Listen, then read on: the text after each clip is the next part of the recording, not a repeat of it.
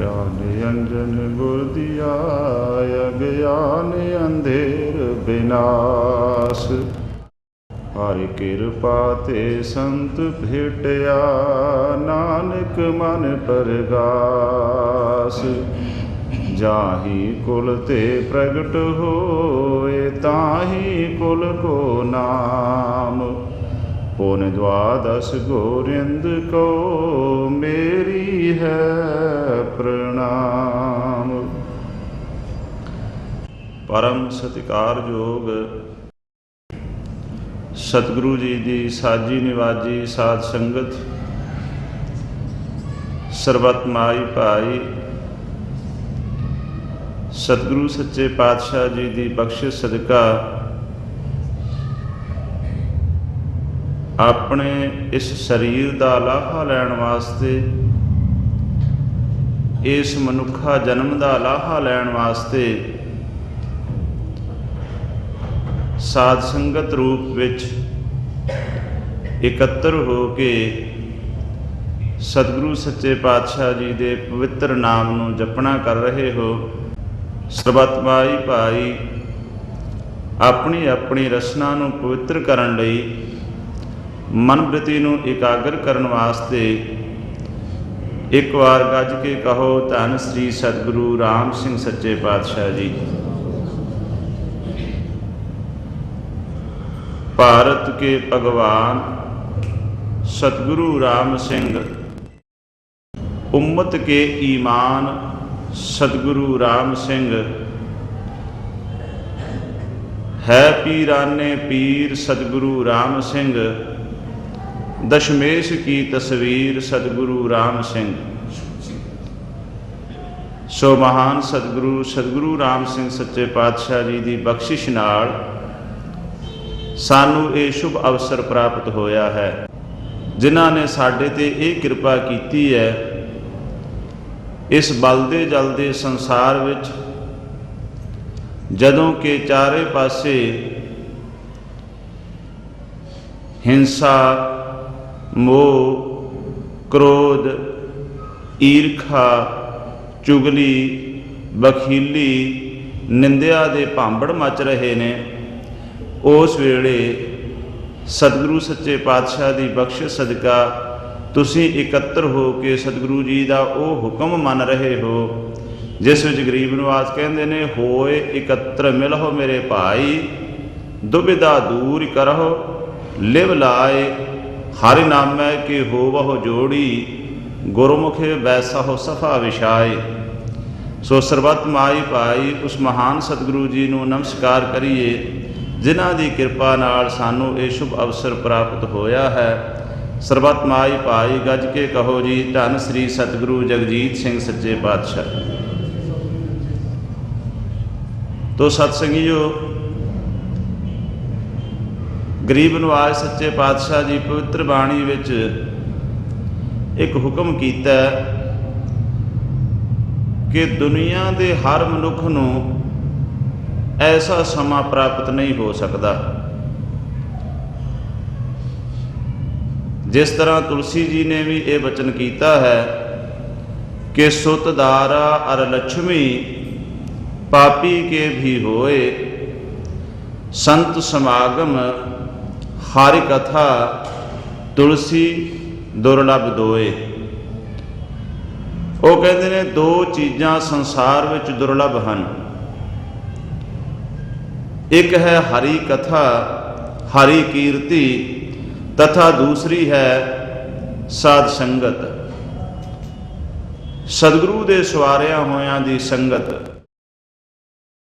जिन्हां दा जीवन सतगुरु जी की बख्शिश सदका उच्चा अते सुच्चा बन गया है, वो संगत तथा अजही संगत जिथे एक नाम की विचार की जाती है, जिथे दुनियावी घाटे वाधे दे सौदियां नूं छड्ड के, जिथे वपार नूं छड्ड के प्यार कीता जांदा है, प्यार सिक्ख्या जांदा है, जिथे दुनियावी घाटियां वाधियां की बजाय इस मनुखी जीवन के लाहे बारे सोचा जाता है, वो संगत हर मनुख नूं प्राप्त नहीं हो सकती। ਇਹ ਦੁਰਲਭ ਵਸਤੂਆਂ ਹਨ। ਗਰੀਬ ਨਵਾਜ਼ ਕਹਿੰਦੇ ਨੇ, ਹਰ ਕੀਰਤ ਸਾਧ ਸੰਗਤ ਹੈ, ਸਿਰ ਕਰਮਨ ਕੈ ਕਰਮਾ। ਪਰ ਪ੍ਰਾਪਤ ਕਿਸ ਨੂੰ ਹੁੰਦੀ ਹੈ? ਕਹੋ ਨਾਨਕ ਤਿਸ ਭਇਓ ਪ੍ਰਾਪਤ, ਜਿਸ ਪੁਰਬ ਲਿਖੇ ਕਾ ਲਹਣਾ। ਜਿਸ ਦੇ ਪੂਰਬਲੇ ਭਾਗ ਉਜਾਗਰ ਹੁੰਦੇ ਹਨ, ਉਸ ਨੂੰ ਅਜਿਹੀ ਕਥਾ, ਅਜਿਹਾ ਸਾਧ ਸੰਗਤ ਦਾ ਅਵਸਰ, ਅਜਿਹਾ ਨਾਮ ਜਪਣ ਦਾ ਅਵਸਰ ਜਿਹੜਾ ਹੈ ਪ੍ਰਾਪਤ ਹੋਇਆ ਕਰਦਾ ਹੈ। ਤੋ ਸਤਸੰਗੀਓ, ਮਨੁੱਖ ਕਿਉਂਕਿ ਸੰਗਤ ਤੋਂ ਬਿਨਾਂ ਰਹਿ ਨਹੀਂ ਸਕਦਾ। ਚੰਗੀ ਹੋਵੇ, ਬੁਰੀ ਹੋਵੇ, ਉੱਚੇ ਮਨੁੱਖਾਂ ਦੀ ਹੋਵੇ, ਨੀਵੇਂ ਮਨੁੱਖਾਂ ਦੀ ਹੋਵੇ, ਸਚਿਆਰਾਂ ਦੀ ਹੋਵੇ, ਕੂੜਿਆਰਾਂ ਦੀ ਹੋਵੇ, ਸਾਧੂਆਂ ਦੀ ਹੋਵੇ, ਚੋਰਾਂ ਦੀ ਹੋਵੇ, ਇਸ ਨੂੰ ਸੰਗਤ ਵਿੱਚ ਰਹਿਣਾ ਇਸ ਦਾ ਸੁਭਾਅ ਬਣਿਆ ਹੋਇਆ ਰਹਿੰਦਾ ਹੈ। ਸੰਗਤ ਵਿੱਚ ਹੀ ਵਿਚਰਦਾ ਰਹਿੰਦਾ ਹੈ ਇਹ ਮਨੁੱਖ। ਇਸ ਦਾ ਸੁਭਾਅ ਹੈ, ਸੰਗਤ ਤੋਂ ਬਿਨਾਂ ਨਹੀਂ ਰਹਿ ਸਕਦਾ। ਪਰ ਸਤਿਗੁਰੂ ਸੱਚੇ ਪਾਤਸ਼ਾਹ ਜੀ ਫਰਮਾਨ ਕਰਦੇ ਨੇ ਕਿ ਹੇ ਜੀਵ, ਜਿੱਥੇ ਉੱਚੇ ਮਨੁੱਖਾਂ ਦੀ ਸੰਗਤ ਤੇਰੇ ਜੀਵਨ ਵਿੱਚ ਇੱਕ ਨਵਾਂ ਰੰਗ ਭਰ ਸਕਦੀ ਹੈ, ਤੇਰੇ ਜੀਵਨ ਵਿੱਚ ਖੁਸ਼ੀਆਂ ਤੇ ਖੇੜੇ ਲਿਆ ਸਕਦੀ ਹੈ, ਤੇਰੇ ਜੀਵਨ ਵਿੱਚ ਐਸਾ ਪਰਿਵਰਤਨ, ਐਸੀ ਤਬਦੀਲੀ ਲਿਆ ਸਕਦੀ ਹੈ ਕਿ ਤੂੰ ਮਨੁੱਖ ਤੋਂ ਉੱਚਾ ਹੋ ਕੇ ਰੱਬ ਬਣ ਸਕਦਾ ਹੈ, ਦੇਵਤਾ ਬਣ ਸਕਦਾ ਹੈ। ਪਰ ਦੂਸਰੇ ਪਾਸੇ ਮਾੜੇ ਲੋਕਾਂ ਦੀ ਸੰਗਤ, ਬੁਰੇ ਲੋਕਾਂ ਦੀ ਸੰਗਤ, ਨੀਵੇਂ ਤੇ ਕੂੜਿਆਰ ਲੋਕਾਂ ਦੀ ਸੰਗਤ ਇਸ ਮਨੁੱਖੀ ਜੀਵਨ ਵਿੱਚ ਇਹੋ ਜਿਹੀ ਗਿਰਾਵਟ ਲਿਆ ਸਕਦੀ ਹੈ ਕਿ ਇਹ ਮਨੁੱਖ ਨਾ ਰਹਿ ਕੇ ਬਲਕਿ ਹੈਵਾਨ ਅਤੇ ਰਾਖਸ਼ ਵੀ ਬਣ ਸਕਦਾ ਹੈ। ਕਿਉਂਕਿ ਗਰੀਬ ਨਵਾਜ਼ ਪਾਤਸ਼ਾਹ ਗੁਰੂ ਗੋਬਿੰਦ ਸਿੰਘ ਸਾਹਿਬ ਜੀ ਨੇ ਫੈਸਲਾ ਦਿੱਤਾ ਹੈ ਆਪਣੀ ਗੁਰਬਾਣੀ ਵਿੱਚ, ਦੇਵਤੇ ਕਿਸੇ ਹੋਰ ਦੇਸ਼ ਦੇ ਵਾਸੀ ਨਹੀਂ, ਕਿਸੇ ਹੋਰ ਧਰਤੀ ਤੇ ਵਿਚਰਨ ਵਾਲੇ ਲੋਕਾਂ ਨੂੰ ਨਹੀਂ ਆਖਿਆ ਜਾਂਦਾ ਦੇਵਤੇ। ਕਿਸੇ ਹੋਰ ਧਰਤੀ ਤੇ ਵਿਚਰਨ ਵਾਲੇ, ਕਿਸੇ ਹੋਰ ਤਰ੍ਹਾਂ ਦਾ ਖਾਣ ਪਹਿਰਾਨ ਪਹਿਨਣ ਵਾਲੇ ਲੋਕਾਂ ਨੂੰ ਰਾਖਸ਼ ਨਹੀਂ ਆਖਿਆ ਜਾਂਦਾ। ਸਾਡੇ ਵਿੱਚ ਹੀ ਮਨੁੱਖੀ ਜੀਵਨ ਵਿੱਚ ਰਹਿੰਦਿਆਂ ਹੋਇਆਂ ਇਸ ਦੇਹੀ ਨੂੰ ਪ੍ਰਾਪਤ ਕਰਕੇ ਵੀ ਕੋਈ ਮਨੁੱਖ ਦੇਵਤਾ ਬਣ ਸਕਦਾ ਹੈ ਤੇ ਕੋਈ ਮਨੁੱਖ ਰਾਕਸ਼ ਬਣ ਸਕਦਾ ਹੈ। ਸਾਹਿਬ ਗੁਰੂ ਗੋਬਿੰਦ ਸਿੰਘ ਪਾਤਸ਼ਾਹ ਦਾ ਪਵਿੱਤਰ ਬਚਨ ਹੈ ਕਿ ਸਾਧ ਕਰਮ ਜੇ ਪੁਰਖ ਕਮਾਵੈ, ਨਾਮ ਦੇਵਤਾ ਜਗਤ ਕਹਾਵੈ। ਕੁਕਿਰਤ ਕਰਮ ਜਗ ਮੈਂ ਜੋ ਕਰਈ, ਨਾਮ ਅਸੁਰ ਤਾਕੋ ਪੁਨ ਧਰਈ। ਜਿਹੜਾ ਨੀਵੇਂ ਕਰਮ ਕਰਦਾ ਹੈ, ਗਿਰੇ ਹੋਏ ਕਰਮ ਕਰਦਾ ਹੈ, ਉਸ ਨੂੰ ਰਾਕਸ਼ ਆਖਿਆ ਜਾਂਦਾ। ਜਿਹੜਾ ਉੱਚੇ ਕਰਮ ਕਰਦਾ ਹੈ, ਆਪਣੇ ਜੀਵਨ ਆਦਰਸ਼ ਦੀ ਪ੍ਰਾਪਤੀ ਵਾਲੇ ਪਾਸੇ ਚੱਲਦਾ ਹੈ, ਆਪਣੇ ਸਤਿਗੁਰੂ ਨੂੰ ਸਮਰਪਿਤ ਜੀਵਨ ਜਿਉਂਦਾ ਹੈ, ਉਸ ਨੂੰ ਸਤਸੰਗੀਓ ਦੇਵਤਾ ਆਖਿਆ ਜਾਂਦਾ ਹੈ। ਇੰਨਾ ਹੀ ਫਰਕ ਹੈ। ਤੋ ਮੈਂ ਅਰਜ਼ ਕਰ ਰਿਹਾ ਸਾਂ ਕਿ ਸਤਿਗੁਰੂ ਜੀ ਹੁਕਮ ਕਰਦੇ ਨੇ ਕਿ ਇਸ ਮਨੁੱਖ ਦੀ ਸੰਗਤ ਜੈਸੀ ਵੀ ਹੋ ਜਾਵੇ, ਜੈਸੀ ਵੀ ਇਸ ਨੂੰ ਸੰਗਤ ਮਿਲ ਜਾਵੇ, ਉਸੇ ਤਰ੍ਹਾਂ ਦਾ ਰੰਗ ਇਸ ਮਨ ਨੂੰ, ਇਸ ਅੰਤਸ਼ਕਰਨ ਨੂੰ ਚੜ੍ਹ ਜਾਇਆ ਕਰਦਾ ਹੈ। ਕਬੀਰ ਸਾਹਿਬ ਜੀ ਦਾ ਪਵਿੱਤਰ ਬਚਨ ਹੈ, ਕਬੀਰ ਸੰਗਤ ਕਰੀਐ ਸਾਧ ਕੀ, ਅੰਤ ਕਰੈ ਨਿਰਵਾਹ। ਸਾਖਤ ਸੰਗ ਨਾ ਕੀਜੀਐ, ਜਾਤੇ ਹੋਏ ਬਿਨਾਹ। ਮਹਾਤਮਾ ਜਨ ਕਹਿੰਦੇ ਨੇ, ਹੇ ਜੀਵ, ਸਾਧੂ ਦੀ ਸੰਗਤ ਕਰ, ਸੁਧਰੇ ਹੋਏ ਜੀਵਨ ਵਾਲੇ ਮਨੁੱਖ ਦੀ ਸੰਗਤ ਕਰ, ਉਸ ਦੀ ਸੰਗਤ ਕਰ ਜਿਸ ਨੇ ਆਪਣੀ ਖੁਦੀ ਨੂੰ ਮਿਟਾ ਦਿੱਤਾ ਹੋਇਆ ਹੈ। ਉਸ ਦੀ ਸੰਗਤ ਕਰ ਜਿਹੜਾ ਖੁਦਾ ਕਹਿੰਦੇ ਆ ਖੁਦਾ ਬਣ ਗਿਆ ਹੈ। ਉਸ ਦੀ ਸੰਗਤ ਕਰ ਜਿਸ ਨੇ ਸਾਰਾ ਕੁਝ ਆਪਣੇ ਸਤਿਗੁਰੂ ਨੂੰ ਸਮਰਪਿਤ ਕਰ ਦਿੱਤਾ ਹੈ। ਜਿਹੜਾ ਸਚਿਆਰ ਬਣ ਗਿਆ, ਉਸ ਦੀ ਸੰਗਤ ਦਾ ਤੈਨੂੰ ਦਿਨ ਬ ਦਿਨ ਲਾਹਾ ਹੀ ਲਾਹਾ ਮਿਲੇਗਾ। ਉਸ ਦੀ ਸੰਗਤ ਦਾ ਤੈਨੂੰ ਇਹ ਫਾਇਦਾ ਮਿਲੇਗਾ ਕਿ ਤੂੰ ਉੱਚਾ ਹੋ ਜਾਵੇਂਗਾ। ਤੇ ਸਾਖਤ ਸੰਗ ਨਾ ਕੀਜੀਐ, ਸਾਖਤ ਮਨੁੱਖ, ਮਾਇਆ ਦਾ ਪੂਜਕ ਮਨੁੱਖ ਐਸਾ ਮਨੁੱਖ ਜਿਹੜਾ ਕੇਵਲ ਸਰੀਰ ਦੇ ਤਲ ਤੇ ਜਿਉਣ ਵਾਲਾ ਹੈ, ਸਰੀਰ ਦੇ ਤਲ ਤੇ ਜਿਉਣ ਵਾਲਾ ਮਨੁੱਖ, ਸੰਸਾਰ ਦੇ ਤਲ ਤੇ ਜਿਉਣ ਵਾਲਾ ਮਨੁੱਖ ਜਿਹੜਾ ਜੇ ਉਸ ਦੀ ਸੰਗਤ ਕਰ ਲਵੇਂਗਾ ਸੰਸਾਰੀ ਬਣ ਜਾਵੇਂਗਾ, ਸੰਸਾਰ ਨਾਸ਼ਵਾਨ ਹੈ, ਨਾਸ਼ ਹੋ ਜਾਵੇਂਗਾ। ਜਿਹੜਾ ਨਿਰੰਕਾਰ ਦੇ ਤਲ ਤੇ ਜਿਉਣ ਵਾਲਾ ਹੈ, ਸਤਿਗੁਰੂ ਦੇ ਹੁਕਮ ਅਨੁਸਾਰ ਜਿਉਣ ਵਾਲਾ ਹੈ, ਜੇ ਉਸ ਦੀ ਸੰਗਤ ਕਰ ਲਵੇਂਗਾ ਤੇ ਤੂੰ ਨਿਰੰਕਾਰ ਨਾਲ ਮਿਲ ਜਾਵੇਂਗਾ, ਕਿਉਂਕਿ ਉਹ ਅਵਿਨਾਸ਼ੀ ਹੈ ਤੇ ਤੇਰਾ ਜੀਵਨ ਵੀ ਅਮਰ ਤੇ ਅਵਿਨਾਸ਼ੀ ਬਣ ਜਾਵੇਗਾ। ਇਸੇ ਵਾਸਤੇ ਹੀ ਇੱਕ ਮਹਾਤਮਾ ਜਨ ਬੜਾ ਸੋਹਣਾ ਲਿਖਿਆ ਹੈ, ਉਹ ਕਹਿੰਦੇ ਨੇ ਬੁਰੇ ਲੋਕਾਂ ਦੀ ਸੰਗਤ ਤੋਂ ਬਚਣਾ ਅਤਿਅੰਤ ਜ਼ਰੂਰੀ ਹੈ। ਭਾਵੇਂ ਦੋ ਮਾਰਗ ਹੋਣ, ਦੋ ਰਸਤੇ ਹੋਣ, ਇੱਕ ਰਸਤੇ ਤੇ ਅਨੇਕਾਂ ਕਠਿਨਾਈਆਂ ਹੋਣ, ਅਨੇਕਾਂ ਦੁੱਖ ਅਤੇ ਵਿਪਤਾਵਾਂ ਹੋਣ। ਭਾਵ ਸ਼ੇਰਾਂ ਦਾ ਬਹੁਤ ਸਾਰਾ ਵੱਡਾ ਝੁੰਡ ਵੀ ਫਿਰਦਾ ਹੋਵੇ, ਜਿੱਥੇ ਸੱਪ ਹੀ ਸੱਪ ਹੋਣ, ਉੱਥੇ ਸੱਪਾਂ ਦੇ ਡੰਗ ਮਾਰਨ ਦਾ ਖਤਰਾ ਹੋਵੇ, ਉੱਥੇ ਬਿਜਲੀ ਡਿੱਗਣ ਦਾ ਖਤਰਾ ਹੋਵੇ, ਉੱਥੇ ਸਿਰ ਉੱਤੇ ਆਰਾ ਚੱਲਣ ਦਾ ਖਤਰਾ ਹੋਵੇ, ਉੱਥੇ ਪਹਾੜ ਤੋਂ ਗਿਰ ਕੇ ਮਰ ਜਾਣ ਦਾ ਵੀ ਖਤਰਾ ਹੋਵੇ। ਅਜਿਹੇ ਖਤਰੇ ਬੇਸ਼ੱਕ ਮੁੱਲ ਲੈ ਲੈ, ਪਰ ਹੇ ਗੁਰਮੁਖ ਪਿਆਰਿਆ, ਜੇ ਤੂੰ ਆਪਣੇ ਜੀਵਨ ਦਾ ਸਹੀ ਲਾਹਾ ਲੈਣਾ ਚਾਹੁੰਦਾ ਤਾਂ ਫਿਰ ਉਸ ਪਾਸੇ ਜਾਣ ਦੀ ਬਜਾਏ ਸਾਧੂ ਵਾਲੇ ਪਾਸੇ ਜਾਵੀਂ, ਬੇਮੁਖ ਵਾਲੇ ਪਾਸੇ, ਸਾਕਤ ਵਾਲੇ ਪਾਸੇ ਨਾ ਚਲਾ ਜਾਵੀਂ, ਬੇਮੁਖ ਵਾਲੇ ਪਾਸੇ ਨਾ ਚਲਾ ਜਾਵੀਂ। ਉੱਚੇ ਲੋਕਾਂ ਦੀ ਸੰਗਤ ਜੇ ਤੈਨੂੰ ਪ੍ਰਾਪਤ ਨਹੀਂ ਹੁੰਦੀ ਤਾਂ ਮਾੜੇ ਲੋਕਾਂ ਦੀ ਸੰਗਤ ਤੋਂ ਕਿਨਾਰਾ ਕਸ਼ੀ ਕਰ ਜਾਵੀਂ। ਬੇਸ਼ੱਕ ਤੇਰੇ ਸਿਰ ਤੇ ਬੇਅੰਤ ਵਿਪਤਾਵਾਂ ਦੇ ਪਹਾੜ ਵੀ ਕਿਉਂ ਨਾ ਡਿੱਗ ਪੈਣ।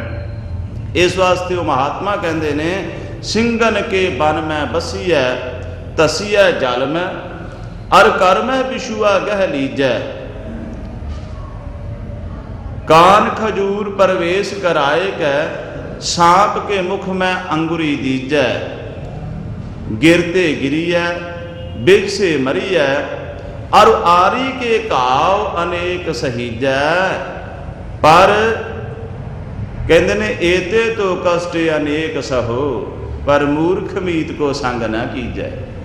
देखी किते मूर्ख मनुखां दा, ਭੈੜੇ ਮਨੁੱਖਾਂ ਦਾ, ਸਾਗਤ ਮਨੁੱਖਾਂ ਦਾ, ਮਾਇਆਧਾਰੀ ਮਨੁੱਖਾਂ ਦਾ, ਸੰਸਾਰ ਦੇ ਤਲ ਤੇ, ਸਰੀਰ ਦੇ ਤਲ ਤੇ ਜਿਉਣ ਵਾਲਿਆਂ ਦੀ ਕਿਤੇ ਸੰਗਤ ਨਾ ਕਰ ਲਵੀਂ, ਉਹਨਾਂ ਦਾ ਸਾਥ ਨਾ ਕਰ ਲਵੀਂ। ਤੇਰਾ ਜੀਵਨ ਬਰਬਾਦ ਹੋ ਜਾਵੇਗਾ, ਤੇਰਾ ਜੀਵਨ ਖਤਮ ਹੋ ਜਾਵੇਗਾ। ਇਸ ਵਾਸਤੇ ਸਤਿਗੁਰੂ ਸੱਚੇ ਪਾਤਸ਼ਾਹ ਜੀ ਨੇ ਗੁਰਬਾਣੀ ਵਿੱਚ ਹੁਕਮ ਕੀਤਾ ਕਿ ਫਿਰ ਸਾਧੂ ਦੀ ਸੰਗਤ, ਚੰਗੇ ਮਨੁੱਖਾਂ ਦੀ ਸੰਗਤ, ਉੱਚੇ ਮਨੁੱਖਾਂ ਦੀ ਸੰਗਤ ਮਨੁੱਖ ਦਾ ਕੀ ਸਵਾਰਦੀ ਹੈ। ਕੌਣ ਮਨੁੱਖ ਹੈ ਜਿਹੜਾ ਆਉਣ ਵਾਲੀਆਂ ਵਿਪਤਾਵਾਂ ਤੋਂ ਬਚ ਸਕਦਾ ਹੈ? ਉਹ ਕਿਹੜਾ ਮਨੁੱਖ ਹੈ ਜਿਹੜਾ ਇਸ ਸੰਸਾਰ ਤੋਂ ਜਦੋਂ ਅਸੀਂ ਜਾਣਾ, ਜਿਸ ਦੀ ਕੀਤੀ ਹੋਈ ਸੰਗਤ ਨਾਲ ਸਾਨੂੰ ਪੂਰਨ ਲਾਭ ਪ੍ਰਾਪਤ ਹੋਵੇਗਾ ਤੇ ਸਾਡਾ ਜੀਵਨ ਮਨੁੱਖਾਂ ਵਾਲਾ ਬਣ ਜਾਵੇਗਾ। ਉਹ ਕੌਣ ਮਨੁੱਖ ਹੈ, ਕਿਹੜੀ ਸੰਗਤ ਹੈ? ਉਹ ਕਹਿੰਦੇ ਨੇ ਅਤਿਅੰਤ ਦੁੱਖ ਮੰਨੇ ਜਾਂਦੇ ਨੇ ਕਾਮ, ਕ੍ਰੋਧ, ਲੋਭ, ਮੋਹ, ਹੰਕਾਰ ਦਾ ਦੁੱਖ।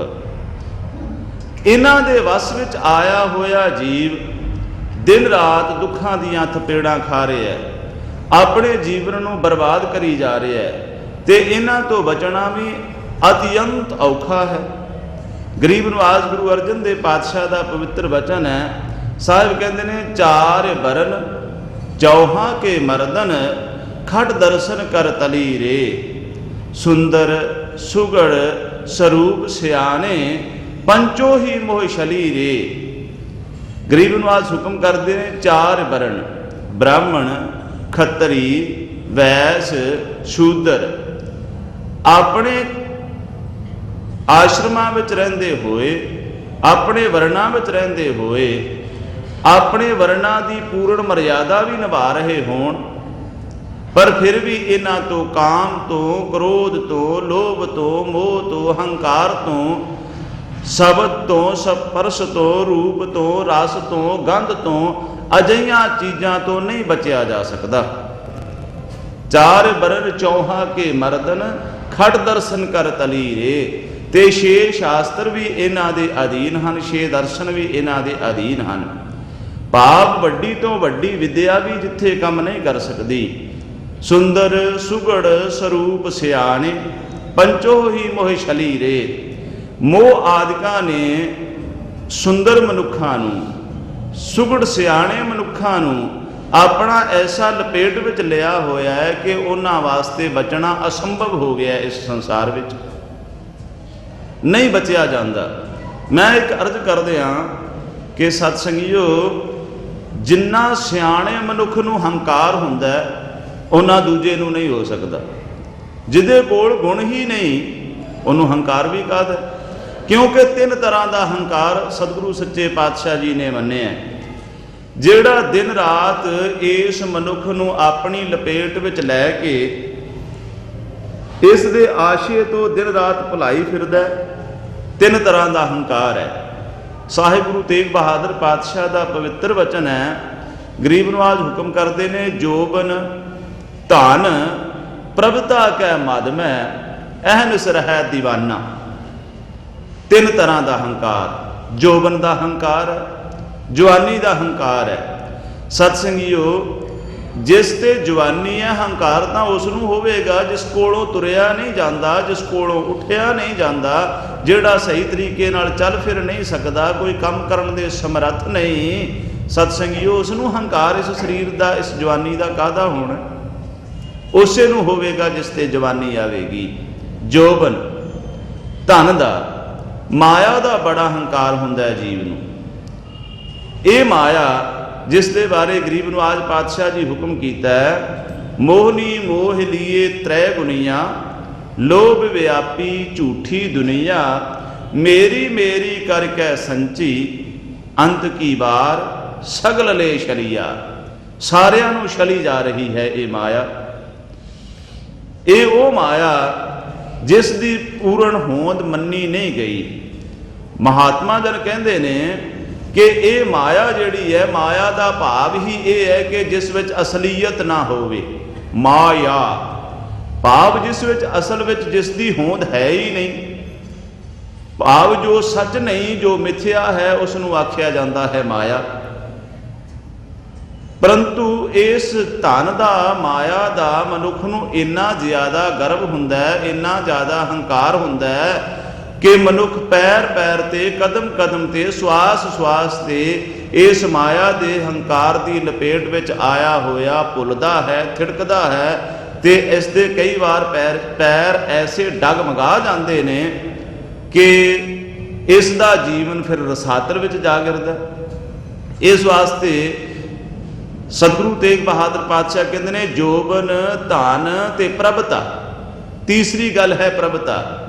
ਜਿਸ ਨੂੰ 4 ਬੰਦੇ ਚੰਗਾ ਆਖਣ ਲੱਗ ਪੈਂਦੇ ਨੇ ਉਸ ਦੇ ਅੰਦਰ ਹੰਕਾਰ ਆ ਜਾਂਦਾ।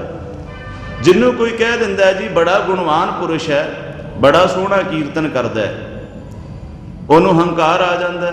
ਬੜੀ ਵਧੀਆ ਕਥਾ ਕਰਦਾ, ਹੰਕਾਰ ਆ ਜਾਂਦਾ। ਇਹ ਤਾਂ ਸਭਾ ਦਾ ਸ਼ਿੰਗਾਰ ਹੈ ਮਨੁੱਖ, ਹੰਕਾਰ ਉਸੇ ਵੇਲੇ ਪੈਦਾ ਹੋ ਜਾਂਦਾ। ਇਤਿਹਾਸਕ ਪ੍ਰਮਾਣ ਬਹੁਤ ਸਾਰੇ ਅਜਿਹੇ ਮਿਲ ਸਕਦੇ ਨੇ ਜਿੱਥੇ ਵੱਡੇ ਵੱਡੇ ਸਿਆਣੇ ਸਿਆਣੇ ਲੋਕਾਂ ਨੂੰ ਹੰਕਾਰ ਹੋਇਆ। ਤੇ ਹੰਕਾਰ ਇੱਕ ਐਸੀ ਚੀਜ਼ ਹੈ ਜਿਹੜੀ ਇਸ ਮਨੁੱਖ ਨੂੰ ਪਰਮੇਸ਼ਰ ਦੇ ਨੇੜੇ ਨਹੀਂ ਜਾਣ ਦਿੰਦੀ, ਨਾਮ ਨਹੀਂ ਜਪਣ ਦਿੰਦੀ, ਨਾਮ ਨੂੰ ਇਸ ਦੇ ਹਿਰਦੇ ਵਿੱਚ ਪ੍ਰਵੇਸ਼ ਨਹੀਂ ਕਰਨ ਦਿੰਦੀ, ਟਿਕਣ ਨਹੀਂ ਦਿੰਦੀ। ਇਸੇ ਵਾਸਤੇ ਗਰੀਬ ਨਵਾਜ਼ ਕਹਿੰਦੇ ਨੇ, ਹਉਮੈ ਨਾਵੈ ਨਾਲ ਵਿਰੋਧ ਹੈ, ਦੋਏ ਨਾ ਵਸੈ ਇਕਠਾਏ। ਜਿੱਥੇ ਹਉਮੈ ਹੋਵੇਗੀ, ਹੰਕਾਰ ਹੋਵੇਗਾ, ਉੱਥੇ ਪਰਮੇਸ਼ਰ ਨਹੀਂ ਆ ਸਕਦਾ, ਉੱਥੇ ਨਾਮ ਨਹੀਂ ਆ ਸਕਦਾ। ਤੇ ਹਉਮੈ ਨੂੰ ਸਤਸੰਗੀਓ ਜੰਮਣ ਅਤੇ ਮਰਨ ਦਾ ਕਾਰਨ ਮੰਨਿਆ ਗਿਆ। ਅਸੀਂ ਜਿੰਨੇ ਜਨਮ ਲੈਂਦੇ ਹਾਂ ਜੀਵ, ਸਾਰੇ ਹਉਮੈ ਦੇ ਕਰਕੇ ਲੈਂਦੇ ਹਾਂ। ਕਿਉਂ? ਉਸ ਦਾ ਕਾਰਨ ਇਹ ਹੁੰਦਾ ਕਿ ਜਦੋਂ ਮਨੁੱਖ ਕੋਈ ਕਰਮ ਕਰਦਾ ਤੇ ਇਹ ਸਮਝ ਲੈਂਦਾ ਇਹ ਮੈਂ ਕੀਤਾ, ਚਾਹੇ ਉਹ ਕਰਮ ਮੰਦਾ ਹੋਵੇ, ਚਾਹੇ ਉਹ ਕਰਮ ਚੰਗਾ ਹੋਵੇ, ਕਿਸੇ ਤਰ੍ਹਾਂ ਦਾ ਵੀ ਕਰਮ ਹੋਵੇ, ਦੋਵੇਂ ਤਰ੍ਹਾਂ ਦਾ ਕਰਮ ਕਰਕੇ ਜਦੋਂ ਮਨੁੱਖ ਦੇ ਅੰਦਰ, ਜੀਵ ਦੇ ਅੰਦਰ ਇਹ ਭਾਵਨਾ ਪੈਦਾ ਹੋ ਜਾਂਦੀ ਹੈ ਕਿ ਇਹ ਕਰਮ ਦਾ ਕਰਤਾ ਮੈਂ ਹਾਂ, ਜਦੋਂ ਇਹ ਕਰਤਾ ਬਣ ਬੈਠਦਾ ਤਾਂ ਫਿਰ ਇਸ ਨੂੰ ਭੁਗਤਾ ਵੀ ਬਣਨਾ ਪੈਂਦਾ ਹੈ, ਫਿਰ ਇਸ ਨੂੰ ਉਹ ਕਰਮ ਭੋਗਣਾ ਵੀ ਪੈਂਦਾ। ਕਿਉਂਕਿ ਜੇ ਚੰਗੇ ਕਰਮ ਦਾ ਕਰਤਾ ਇਹਨੇ ਆਪਣੇ ਆਪ ਨੂੰ ਮੰਨ ਲਿਆ ਤੇ ਮੰਦੇ ਕਰਮ ਦਾ ਕਰਤਾ ਵੀ ਇਸ ਨੂੰ ਆਪਣੇ ਆਪ ਨੂੰ ਮੰਨਣਾ ਹੀ ਪਵੇਗਾ। ਜਦੋਂ ਮਨੁੱਖ ਇਕਬਾਲੀ ਹੋ ਜਾਂਦਾ ਉਦੋਂ ਉਹ ਸਜ਼ਾ ਤੋਂ ਬਰੀ ਨਹੀਂ ਹੋ ਸਕਦਾ। ਇਸ ਵਾਸਤੇ ਚੰਗੇ ਅਤੇ ਮੰਦੇ ਕਰਮ ਦਾ ਫਲ ਲੈਣ ਵਾਸਤੇ ਹੀ, ਉਸ ਫਲ ਨੂੰ ਭੋਗਣ ਵਾਸਤੇ ਹੀ ਇਸ ਜੀਵ ਨੂੰ ਬਾਰ-ਬਾਰ ਜੂਨਾਂ ਵਿੱਚ ਆਉਣਾ ਪੈਂਦਾ ਹੈ, ਬਾਰ-ਬਾਰ ਜਨਮ ਅਤੇ ਮਰਨ ਦੇ ਦੁੱਖ ਨੂੰ ਸਹਿਣਾ ਪੈਂਦਾ ਹੈ। ਇਸ ਵਾਸਤੇ ਮੈਂ ਅਰਜ਼ ਕਰ ਰਿਹਾ ਸਾਂ ਕਿ ਹੰਕਾਰ ਜਿਹੜਾ ਇਹ ਸਿਆਣਿਆਂ ਨੂੰ ਵੀ ਨਹੀਂ ਛੱਡਦਾ ਤੇ ਜ਼ਿਆਦਾਤਰ ਆਉਂਦਾ ਹੀ ਬੁੱਧੀਵਾਨ ਪੁਰਸ਼ਾਂ ਵਿੱਚ ਹੈ ਹੰਕਾਰ, ਜਿਹੜੇ ਆਪਣੇ ਆਪ ਨੂੰ ਸਿਆਣਾ ਸਮਝ ਲੈਂਦੇ ਨੇ। ਤੋ ਸਤਸੰਗੀਓ, ਨਾਲ ਹੀ ਕ੍ਰੋਧ ਵੀ ਤਕਰੀਬਨ ਸਿਆਣਿਆਂ ਮਨੁੱਖਾਂ ਨੂੰ ਹੀ ਆਉਂਦਾ ਹੈ। ਕ੍ਰੋਧ ਵੀ ਆਪਣੇ ਆਪ ਵਿੱਚ ਕੁਝ ਅਖਵਾਉਣ ਵਾਲਿਆਂ ਨੂੰ ਹੀ ਆਉਂਦਾ ਹੈ। ਜਿਹੜਾ ਆਪਣੇ ਆਪ ਨੂੰ ਕੁਝ ਅਖਵਾਉਂਦਾ ਹੀ ਨਹੀਂ, ਉਸ ਦੇ ਅੰਦਰ ਕ੍ਰੋਧ ਦੀ ਭਾਵਨਾ ਵੀ ਘਟ ਜਾਂਦੀ ਹੈ, ਨਹੀਂ ਆਉਂਦੀ। ਇਸ ਵਾਸਤੇ ਮੈਂ ਅਰਜ਼ ਕਰਦਾ ਪਿਆ ਸਾਂ ਕਿ ਸਤਿਗੁਰੂ ਸੱਚੇ ਪਾਤਸ਼ਾਹ ਜੀ ਹੁਕਮ ਕਰਦੇ ਨੇ, ਚੌਹਾਂ ਹੀ ਵਰਨਾਂ ਨੂੰ ਇਹਨਾਂ ਨੇ ਕਾਮ, ਕ੍ਰੋਧ, ਲੋਭ, ਮੋਹ, ਹੰਕਾਰ ਆਦਿਕ ਨੇ ਮਲ ਦੇਣਾ ਕੀਤਾ। ਚਾਰ ਬਰਨ ਚੌਹਾਂ ਕੇ ਮਰਦਨ ਖਟ ਦਰਸ਼ਨ ਕਰ ਤਲੀ ਰੇ, ਸੁੰਦਰ ਸੁਗਰ ਸਰੂਪ ਸਿਆਣੇ ਪੰਚਹੁ ਹੀ ਮੋਹ ਛਲੀ ਰੇ। ਤੇ ਫਿਰ ਇੱਕ ਸਵਾਲ ਕਰ ਦਿੱਤਾ ਹੈ ਗਰੀਬ ਨਵਾਜ਼ ਨੇ। ਪਾਤਸ਼ਾਹ ਹੁਕਮ ਕਰਦੇ ਨੇ, ਜਿਨ ਮਿਲ ਮਾਰੇ ਪੰਜ ਸੂਰਬੀਰ ਐਸੋ ਕੌਣ ਬਰੀ ਰੇ। ਕੋਈ ਸੰਸਾਰ ਵਿੱਚ ਐਸਾ ਹੈ ਜਿਸ ਨੇ ਇਹਨਾਂ ਪੰਜਾਂ ਨੂੰ ਮਾਰ ਲਿਆ ਹੋਵੇ, ਜਿਸ ਨੇ ਇਹਨਾਂ ਪੰਜਾਂ ਨੂੰ ਆਪਣੇ ਵੱਸ ਵਿੱਚ ਕਰ ਲਿਆ ਹੋਵੇ? ਕੌਣ ਹੈ ਐਸਾ ਬਲੀ, ਕੌਣ ਹੈ ਐਸਾ ਯੋਧਾ? ਸਤਿਗੁਰੂ ਸੱਚੇ ਪਾਤਸ਼ਾਹ ਜੀ ਨੇ ਤਿੰਨ ਤਰ੍ਹਾਂ ਦੇ ਸੂਰਮੇ, ਤਿੰਨ ਤਰ੍ਹਾਂ ਦੇ ਯੋਧੇ ਗੁਰਬਾਣੀ ਵਿੱਚ ਬਿਆਨ ਕੀਤੇ ਹਨ। ਸਤਿਗੁਰੂ ਸੱਚੇ ਪਾਤਸ਼ਾਹ ਜੀ ਇੱਕ ਸੂਰਮੇ ਦੀ ਡੈਫੀਨੇਸ਼ਨ ਦਿੰਦੇ ਨੇ ਕਿ ਸੂਰਾ ਸੋ ਪਹਿਚਾਨੀਐ ਜੋ ਲੜੈ ਦੀਨ ਕੇ ਹੇਤ। ਇੱਕ ਤਾਂ ਉਹ ਸੂਰਮਾ ਹੈ। ਦੂਸਰਾ ਸੂਰਮਾ ਉਹ ਹੈ ਸੋ ਸੂਰਾ ਵਰਿਆਮ ਜਿਨ ਵਿੱਚੋਂ ਦੁਸ਼ਟ ਅਹੰਕਰਨ ਮਾਰਿਆ, ਦੂਸਰਾ ਸੂਰਮਾ। ਤੀਸਰੀ ਤਰ੍ਹਾਂ ਦਾ ਸੂਰਮਾ ਸੱਚੇ ਪਾਤਸ਼ਾਹ ਜੀ ਲਿਖਦੇ ਨੇ, ਜਾ ਕਉ ਹਾਰੇ ਰੰਗ ਲਾਗੋ ਇਸ ਜੁਗ ਮਹਿ ਸੋ ਕਹੀਅਤ ਹੈ ਸੂਰਾ। ਉਹ ਵੀ ਸੂਰਮਾ ਹੈ ਜਿਸ ਨੂੰ ਇਸ ਯੁੱਗ ਵਿੱਚ ਹਰੀ ਦੇ ਨਾਮ ਦਾ ਰੰਗ ਚੜ ਜਾਵੇ, ਉਹ ਸੂਰਮਾ ਹੈ। ਪਰ ਹਰੀ ਰੰਗ ਉਸ ਨੂੰ ਹੀ ਚੜੇਗਾ ਸਤਸੰਗੀਓ ਜਿਸ ਦਾ ਕੱਪੜੇ ਦੀ ਪਾਹ ਨਿਕਲ ਗਈ ਹੋਵੇਗੀ। ਜਿਸ ਦੇ ਕੱਪੜੇ ਦੇ ਵਿੱਚੋਂ, ਜਿਸ ਕੱਪੜੇ ਚੋਂ ਪਾਹ ਨਹੀਂ ਨਿਕਲੀ, ਮਾਇਆ ਨਹੀਂ ਨਿਕਲੀ, ਜਿਹੜਾ ਕੱਪੜਾ ਹਾਲੇ ਕੋਰਾ ਹੈ, ਉਸ ਨੂੰ ਰੰਗ ਨਹੀਂ ਚੜ ਸਕੇਗਾ ਹਰੀ ਰੰਗ। ਤੇ ਗਰੀਬ ਨਵਾਜ਼ ਪਾਤਸ਼ਾਹ ਇਸ ਦੇ ਬਾਰੇ ਹੁਕਮ ਕਰਦੇ ਨੇ। ਪਾਤਸ਼ਾਹ ਕਹਿੰਦੇ ਨੇ, ਇਹੋ ਤਨ ਮਾਇਆ ਪਾਹਿਆ ਪਿਆਰੇ ਲੀਤੜਾ ਲੱਭ ਰੰਗਾਏ। ਅੱਗੇ ਹੀ ਰੰਗ ਚੜਿਆ ਹੋਇਆ ਲੱਭ ਦਾ। ਮਾਇਆ ਦੀ ਇਸ ਅੰਤਸ਼ਕਰਣ ਰੂਪੀ ਕੱਪੜੇ ਨੂੰ ਪਾਹ ਲੱਗੀ ਹੋਈ ਹੈ, ਇਸ ਵਾਸਤੇ ਇਹਦੇ ਉੱਤੇ ਹਰੀ ਰੰਗ ਚੜ ਹੀ ਨਹੀਂ ਸਕਦਾ। ਹਰੀ ਰੰਗ ਚੜਨ ਵਾਸਤੇ ਜ਼ਰੂਰੀ ਹੈ ਕਿ ਮਾਇਆ ਦੀ ਪਾਹ ਹਟ ਜਾਵੇ, ਜ਼ਰੂਰੀ ਹੈ ਕਿ ਲੱਭ ਦਾ ਰੰਗ ਉਤਰ ਜਾਵੇ। ਜਦੋਂ ਤੱਕ ਇਹ ਰੰਗ ਚੜੇ ਰਹਿਣਗੇ ਉਦੋਂ ਤੱਕ ਹਰੀ ਰੰਗ ਇਸ ਦੇ ਉੱਤੇ ਨਹੀਂ ਚੜ ਸਕਦਾ। ਸੋ ਇਸ ਵਾਸਤੇ ਸਤਿਗੁਰੂ ਸੱਚੇ ਪਾਤਸ਼ਾਹ ਜੀ ਹੁਕਮ ਕਰਦੇ ਨੇ, ਕੌਣ ਸੂਰਮਾ ਹੈ ਐਸਾ ਜਿਸ ਨੇ ਇਹਨਾਂ ਪੰਜਾਂ ਨੂੰ ਛਲ ਲੈਣਾ ਕੀਤਾ, ਮਲ ਲੈਣਾ ਕੀਤਾ, ਆਪਣੇ ਵੱਸ ਵਿੱਚ ਕਰ ਲੈਣਾ ਕੀਤਾ। ਜਿਨ ਮਿਲ ਮਾਰੇ ਪੰਜ ਸੂਰਬੀਰ ਐਸੋ ਕੌਣ ਬਲੀ ਰੇ। ਜਿਨ ਪੰਚ ਮਾਰ ਬਿਦਾਰ ਗੁਦਾਰੇ ਸੋ ਪੂਰਾ ਇਹ ਕਲੀ ਰੇ। ਗਰੀਬ ਨਵਾਜ਼ ਹੁਕਮ ਕਰਦੇ ਨੇ, ਉਹ ਪੂਰਨ ਮਨੁੱਖ ਹੈ, ਉਹ ਪੂਰਾ ਹੈ ਜਿਸ ਨੇ ਸਤਸੰਗੀਓ ਇਹਨਾਂ ਨੂੰ ਮਾਰ ਕੇ, ਮਲ ਕੇ, ਦਲ ਕੇ ਆਪਣੇ ਵੱਸ ਵਿੱਚ ਕਰ ਲਿਆ। ਜਿਨ ਪੰਚ ਮਾਰ ਬਿਦਾਰ ਗੁਦਾਰੇ, ਗਾਲ ਦਿੱਤਾ ਹੈ ਇਹਨਾਂ ਨੂੰ, ਉਹ ਪੂਰਾ ਹੈ ਇਸ ਸੰਸਾਰ ਵਿੱਚ। ਹੋਰ ਕਿਸੇ ਮਨੁੱਖ ਨੂੰ ਪੂਰਾ ਨਹੀਂ ਆਖਿਆ ਜਾਂਦਾ। ਸਤਸੰਗੀਓ ਪੂਰਾ ਕਦੋਂ ਆਖਿਆ ਜਾਂਦਾ ਹੈ ਮਨੁੱਖ ਨੂੰ? ਕੇਵਲ ਤੇ ਕੇਵਲ ਮਨੁੱਖ ਨੂੰ ਉਸ ਵੇਲੇ ਪੂਰਾ ਆਖਿਆ ਜਾਂਦਾ ਹੈ ਜਦੋਂ ਇਹ ਸਰੀਰ ਨਾਲੋਂ ਆਤਮਾ ਦਾ ਸੰਬੰਧ ਟੁੱਟ ਜਾਂਦਾ ਹੈ। ਮਨੁੱਖ ਚੜ੍ਹਾਈ ਕਰ ਜਾਂਦਾ ਜਿਸ ਨੂੰ ਅਸੀਂ ਮਰ ਗਿਆ ਆਖਦੇ ਹਾਂ, ਤੇ ਉਸ ਵੇਲੇ ਸਿਆਣੇ ਮਨੁੱਖ ਕਹਿੰਦੇ ਨੇ ਇਹ ਪੂਰਾ ਹੋ ਗਿਆ। ਜਿੰਨਾ ਚਿਰ ਇਹ ਸਰੀਰ ਵਿੱਚ ਹੈ ਇਸ ਨੂੰ ਅਧੂਰਾ ਹੀ ਸਮਝਿਆ ਜਾਂਦਾ। ਪਰ ਸਤਸੰਗੀਓ, ਸਤਿਗੁਰੂ ਜੀ ਹੁਕਮ ਕਰਦੇ ਨੇ ਕਿ ਜਿਨਨੇ ਇਹਨਾਂ ਪੰਜਾਂ ਨੂੰ ਆਪਣੇ ਵੱਸ ਵਿੱਚ ਕਰ ਲਿਆ ਉਹ ਪੂਰਾ ਹੈ, ਉਹ ਪੂਰਾ ਮਨੁੱਖ ਹੈ।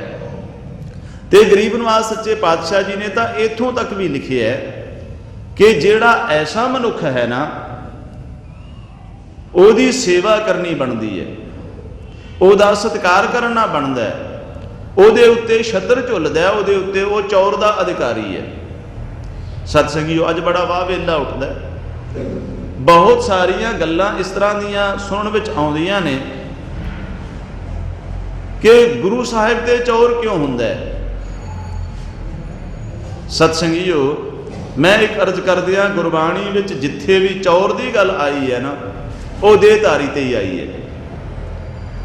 ਦੇਹ ਤੋਂ ਬਗੈਰ ਕਿਸੇ ਤੇ ਇਹ ਨਹੀਂ ਲਿਖਿਆ, ਕਿਸੇ ਮੂਰਤੀ ਤੇ ਚੌਰ ਕਰਨ ਦੀ ਗੱਲ ਨਹੀਂ ਕੀਤੀ। ਕਿਸੇ ਵੀ ਹੋਰ ਥਾਂ ਤੇ ਚੌਰ ਨਹੀਂ ਹੋ ਸਕਦਾ। ਚੌਰ ਕੇਵਲ ਤੇ ਕੇਵਲ ਦੇਹਧਾਰੀ ਤੇ ਹੀ ਹੋ ਸਕਦਾ ਹੈ, ਗੁਰਬਾਣੀ ਦਾ ਪ੍ਰਮਾਣ ਹੈ। ਸਤਿਗੁਰੂ ਜੀ ਹੁਕਮ ਕਰਦੇ ਨੇ, ਪਾਤਸ਼ਾਹ ਕਹਿੰਦੇ ਨੇ ਛੋਟ ਬਹਿ ਤੋ ਛੂਟੈ ਨਾਹੀ। ਮਾਇਆ ਦੀ ਗੱਲ ਹੈ। ਛੋਟ ਬਹਿ ਤੋ ਛੂਟੈ ਨਾਹੀ, ਜੋ ਸੰਚੈ ਤੋ ਭਉ ਮਨ ਮਾਹੀ। ਤੇ ਫਿਰ ਅੱਗੇ ਪਾਤਸ਼ਾਹ ਹੁਕਮ ਕਰਦੇ ਨੇ, ਇਸ ਹੀ ਮਹਿ ਜਿਸ ਕੀ ਪਤ ਰਾਖੈ, ਤਿਸ ਸਾਧੂ ਚੌਰ ਢਾਲੀ ਹੈ। ਜਿਹੜੀ ਆ ਮਾਇਆ ਦੇ ਵਿੱਚ ਰਹਿੰਦਿਆਂ ਹੋਇਆਂ ਜਿਸ ਦੀ ਇੱਜ਼ਤ ਪਤ ਸਤਿਗੁਰੂ ਪਰਮੇਸ਼ਰ ਰੱਖ ਲਵੇ, ਕਹਿੰਦੇ ਨੇ ਉਸ ਸਾਧੂ ਤੇ ਚੌਰ ਢਾਲਣਾ, ਚੌਰ ਕਰਨਾ ਕੋਈ ਜ਼ੁਲਮ ਨਹੀਂ ਹੈਗਾ। ਤੇ ਪਾਤਸ਼ਾਹ ਜੀ ਨੇ ਤਾਂ ਇੱਥੋਂ ਤੱਕ ਵੀ ਕਿਹਾ ਕਿ ਕੇਸਾ ਕਾ ਕਰ ਚਵਰ ਢੁਲਾਵਾਂ, ਚਰਨ ਧੂੜ ਮੁਖ ਲਾਈ। ਉਹਦੇ ਤਾਂ ਪਿਆਰਿਆਂ ਤੇ ਵੀ ਹੋ ਸਕਦਾ ਹੈ ਜਿਨ੍ਹਾਂ ਨੇ ਉਸ ਦਾ ਬਚਨ ਮੰਨਿਆ, ਜਿਹੜੇ ਉਸ ਦੇ ਨਾਲ ਇੱਕ ਮਿਕ ਹੋਏ ਨੇ, ਉਹਨਾਂ ਦੇ ਬਾਰੇ ਹੀ ਭਾਵ ਸਰੀਰ ਧਾਰੀ ਉੱਤੇ ਹੀ ਸਤਿਗੁਰੂ ਸੱਚੇ ਪਾਤਸ਼ਾਹ ਜੀ ਨੇ ਹੁਕਮ ਕੀਤਾ ਕਿ ਚੌਰ ਹੋ ਸਕਦਾ ਹੈ, ਸਰੀਰ ਤੋਂ ਬਿਨਾਂ ਕਿਸੇ ਤੇ ਚੌਰ ਨਹੀਂ ਹੋ ਸਕਦਾ। ਤੋਂ ਮੈਂ ਅਰਜ਼ ਕਰ ਰਿਹਾ ਸਾਂ, ਸਤਿਕਾਰ ਕਰਨਾ ਬਣਦਾ ਹੈ ਉਹਨਾਂ ਲੋਕਾਂ ਦਾ ਜਿਹੜੇ ਲੋਕ ਇਹਨਾਂ ਪੰਜਾਂ ਨੂੰ ਮਾਰ ਕੇ ਪੂਰੇ ਹੋ ਗਏ ਨੇ, ਉੱਚੇ ਹੋ ਗਏ ਨੇ ਸੰਸਾਰ ਵਿੱਚੋਂ। ਜਿਨ ਪੰਚ ਮਾਰ ਬਿਦਾਰ ਗੁਦਾਰੇ, ਸੋ ਪੂਰਾ ਇਹ ਕਲੀ ਰੇ। ਪਰ ਇਹ ਫੌਜ ਬੜੀ ਵੱਡੀ ਹੈ, ਬੜੀ ਮਜ਼ਬੂਤ ਫੌਜ ਹੈ ਕਾਮ ਕ੍ਰੋਧ ਲੋਭ ਮੋਹ ਹੰਕਾਰ ਦੀ। ਇੰਨਾ ਜ਼ਬਰਦਸਤ ਘੇਰਾ ਹੈ ਕਿ ਇਸ ਘੇਰੇ ਨੂੰ ਤੋੜ ਸਕਣਾ ਜੀਵ ਦੇ ਆਪਣੇ ਵੱਸ ਦੀ ਗੱਲ ਨਹੀਂ। ਸਤਿਗੁਰੂ ਸੱਚੇ ਪਾਤਸ਼ਾਹ ਜੀ ਹੁਕਮ ਕਰਦੇ ਨੇ ਕਿ ਜੀ ਇੱਕ ਹੈ, ਇਸ ਦੇ ਦੁਆਲੇ ਘੇਰਾ ਇੰਨੇ ਜ਼ਿਆਦਾ ਦੂਤਾਂ ਨੇ ਪਾਇਆ ਹੋਇਆ, ਇੰਨਾ ਜ਼ਬਰਦਸਤ ਘੇਰਾ ਪਾਇਆ ਹੋਇਆ, ਵੈਰੀ ਇੰਨੇ ਜ਼ਿਆਦਾ ਨੇ ਜਿਨ੍ਹਾਂ ਤੋਂ ਬਚ ਸਕਣਾ ਇਸ ਇਕੱਲੇ ਜੀਵ ਦੇ ਵੱਸ ਦੀ ਗੱਲ ਨਹੀਂ ਬਚ ਸਕਦਾ। ਇਸ ਵਾਸਤੇ ਇਸ ਨੂੰ ਵੀ ਸ਼ਰਨ ਵਿੱਚ ਜਾਣਾ ਪਵੇਗਾ, ਇਸ ਨੂੰ ਵੀ ਕੋਈ ਆਪਣਾ ਸਾਥ ਬਣਾਉਣਾ ਪਵੇਗਾ। ਸਤਿਗੁਰੂ ਜੀ ਹੁਕਮ ਕਰਦੇ ਨੇ, ਵੱਡੀ ਕੌਮ ਵਸ ਭਾਗ ਹੈ ਨਾਹੀ, ਮੋਹਕਮ ਫੌਜ ਹਠਾਲੀ ਰੇ। ਤੇ ਫਿਰ ਕੌਣ ਬਚ ਸਕੇਗਾ ਇਹਨਾਂ ਤੋਂ? ਕਿਹੜਾ ਹੈ ਜਿਹੜਾ ਇਹਨਾਂ ਪੰਜਾਂ ਨੂੰ ਆਪਣੇ ਵਸ ਵਿੱਚ ਕਰ ਲਵੇਗਾ? ਉਹ ਕੌਣ ਹੋ ਸਕਦਾ ਹੈ? ਕਹਿੰਦੇ ਨੇ ਜਿਸ ਨੇ ਸੰਗਤ ਕਰ ਲਈ ਹੈ, ਜਿਸ ਦਾ ਸਾਥ ਹੈਗਾ, ਜਿਸ ਦੇ ਮਗਰ ਸਹਾਇਤਾ ਕਰਨ ਵਾਲਾ ਕੋਈ ਹੈਗਾ, ਉਹੀ ਬਚ ਸਕੇਗਾ ਨਾ। ਕਿਉਂਕਿ ਬਹੁਤਿਆਂ ਨਾਲ ਮੁਕਾਬਲਾ ਕਰਨ ਵਾਸਤੇ ਨਾਲ ਸਾਥ ਦੀ ਜ਼ਰੂਰਤ ਹੈ, ਉਧਰ ਬੜੀ ਮਜ਼ਬੂਤ ਫੌਜ ਹੈ। ਤੇ ਸਤਿਗੁਰੂ ਜੀ ਹੁਕਮ ਕਰਦੇ ਨੇ, ਕਹੋ ਨਾਨਕ ਤਿੰਨ ਜਨ ਨਿਰਦਲਿਆ, ਸਾਧ ਸੰਗਤ ਕਹਿ ਚੱਲੀ ਰੇ। ਜਿਹੜਾ ਸਾਧ ਸੰਗਤ ਦੇ ਝੱਲ ਵਿੱਚ ਆ ਗਿਆ, ਜਿਸ ਨੇ ਸਾਧ ਸੰਗਤ ਨੂੰ ਆਪਣਾ ਧੇ ਬਣਾ ਲਿਆ, ਸਾਧੂਆਂ ਦੀ ਸੰਗਤ ਵਿੱਚ ਜਾਂਦਾ ਹੈ, ਸਤਿਗੁਰੂ ਦੇ ਹੁਕਮ ਅਨੁਸਾਰ ਸਾਧ ਸੰਗਤ ਵਿੱਚ ਬੈਠ ਕੇ, ਸਤ ਸੰਗਤ ਵਿੱਚ ਬੈਠ ਕੇ ਨਾਮ ਜਪਦਾ ਹੈ, ਆਪਣੇ ਜੀਵਨ ਆਦਰਸ਼ ਬਾਰੇ ਕੁਝ ਵਿਚਾਰ ਕਰਦਾ ਹੈ, ਇਹ ਸੋਚਦਾ ਹੈ ਕਿੱਥੋਂ ਆਇਆ ਹਾਂ, ਕਿੱਥੇ ਜਾਣਾ ਹੈ, ਤੇ ਕਿਹੜਾ ਕਰਮ ਕਰਨ ਦੇ ਨਾਲ ਮੇਰੇ ਜੀਵਨ ਵਿੱਚ ਚੜ੍ਹਾਈ ਆ ਸਕਦੀ ਹੈ ਉਤਰਾਅ ਦੀ ਬਜਾਏ, ਮੇਰਾ ਜੀਵਨ ਉੱਚਾ ਹੋ ਸਕਦਾ ਹੈ ਨੀਵਾਂ ਹੋਣ ਦੀ ਬਜਾਏ। ਕਿਉਂਕਿ ਨੀਵਾਂ ਮਨੁੱਖ ਆਪਣੇ ਆਪ ਹੀ ਹੁੰਦਾ ਜਾਂਦਾ ਹੈ। ਨੀਵੇਂ ਹੋਣ ਵਾਸਤੇ ਕਿਸੇ ਬਹੁਤ ਚੰਗੀ ਸੰਗਤ, ਬਹੁਤ ਜ਼ਿਆਦਾ ਸੰਗਤ ਦੀ ਲੋੜ ਨਹੀਂ ਪੈਂਦੀ। ਸੰਗਤ ਦੀ ਲੋੜ ਉੱਚੇ ਹੋਣ ਵਾਸਤੇ ਪੈਂਦੀ ਹੈ। ਆਪਾਂ ਵੇਖਦੇ ਹਾਂ ਧਰਤੀ ਉੱਤੇ ਇੱਕ ਵੇਲ ਉੱਗਦੀ ਹੈ, ਉਹ ਉੱਗੀ ਹੋਈ ਵੇਲ ਜਦੋਂ ਉਹ ਉੱਗੀ ਸੀ, ਉਸ ਦੇ ਸਰੀਰ ਵਿੱਚ ਬੜਾ ਸੁੰਦਰ ਵਿਕਾਸ ਆਇਆ ਸੀ। ਉਸ ਵੇਲ ਉੱਤੇ ਕੀ ਹੋਇਆ, ਜਦੋਂ ਉਸ ਨੂੰ ਸੰਗਤ ਹੋ ਗਈ ਕਿਸੇ ਟੋਏ ਦੀ, ਕਿਸੇ ਨੀਵੀਂ ਜਗ੍ਹਾ ਦੀ, ਤੇ ਉਹ ਨੀਵੇਂ ਪਾਸੇ ਨੂੰ ਤੁਰ ਗਈ, ਆਪਣੇ ਆਪ ਹੀ ਤੁਰੀ ਜਾਂਦੀ ਹੈ। ਆਪਾਂ ਇਸ ਕਿਸੇ ਉੱਚੀ ਜਗ੍ਹਾ ਤੇ ਲਾ ਦਿੱਤੀ ਜਾਵੇ ਵੇਲ, ਉਸ ਨੂੰ ਹੇਠਾਂ ਨੂੰ ਲਮਕਾ ਦਿੱਤਾ ਜਾਵੇ, ਕਿਸੇ ਗਮਲੇ ਵਿੱਚ ਲਾ ਕੇ ਕਿਸੇ ਮਕਾਨ ਦੀ ਛੱਤ ਉੱਤੇ ਰੱਖ ਦਿੱਤੀ ਜਾਵੇ, ਤਾਂ ਵੇਲ ਆਪਣੇ ਆਪ ਹੀ ਹੇਠਾਂ ਨੂੰ ਜਾਵੇਗੀ, ਉਸ ਨੂੰ ਕਿਸੇ ਆਸਰੇ ਦੀ ਲੋੜ ਨਹੀਂ ਪੈਂਦੀ। ਨੀਵੇਂ ਪਾਸੇ ਨੂੰ ਮਨੁੱਖ ਤਾਂ ਆਪਣੇ ਆਪ ਹੀ ਤੁਰਿਆ ਜਾ ਰਿਹਾ, ਕਿਉਂਕਿ ਸਮੇਂ ਦਾ ਪ੍ਰਭਾਵ ਹੀ ਐਸਾ ਹੈ। ਉੱਚੇ ਪਾਸੇ ਨੂੰ ਜਾਣ ਵਾਸਤੇ ਇਸ ਨੂੰ ਲੋੜ ਹੈ ਸਾਧ ਸੰਗਤ ਦੀ, ਇਸ ਨੂੰ ਲੋੜ ਹੈ ਗੁਰੂ ਉਪਦੇਸ਼ਾਂ ਦੀ, ਇਸ ਨੂੰ ਲੋੜ ਹੈ ਹਰੀ ਕੀਰਤੀ ਦੀ, ਇਸ ਨੂੰ ਲੋੜ ਹੈ ਸਤ ਸੰਗਤ ਵਿੱਚ ਆ ਕੇ ਆਪਣਾ ਆਪ ਵਿਚਾਰਨ ਦੀ, ਕਿਸੇ ਉੱਚੇ ਜੀਵਨ ਵਾਲੇ ਮਨੁੱਖ ਦਾ ਦਰਸ਼ਨ ਕਰਨ ਦੀ, ਉਸ ਦੇ ਜੀਵਨ ਵਿੱਚੋਂ ਕੁਝ ਲਾਹਾ ਲੈਣ ਦੀ ਲੋੜ ਹੈ ਇਸ ਨੂੰ, ਤਾਂ ਹੀ ਉੱਚਾ ਹੋ ਸਕੇਗਾ।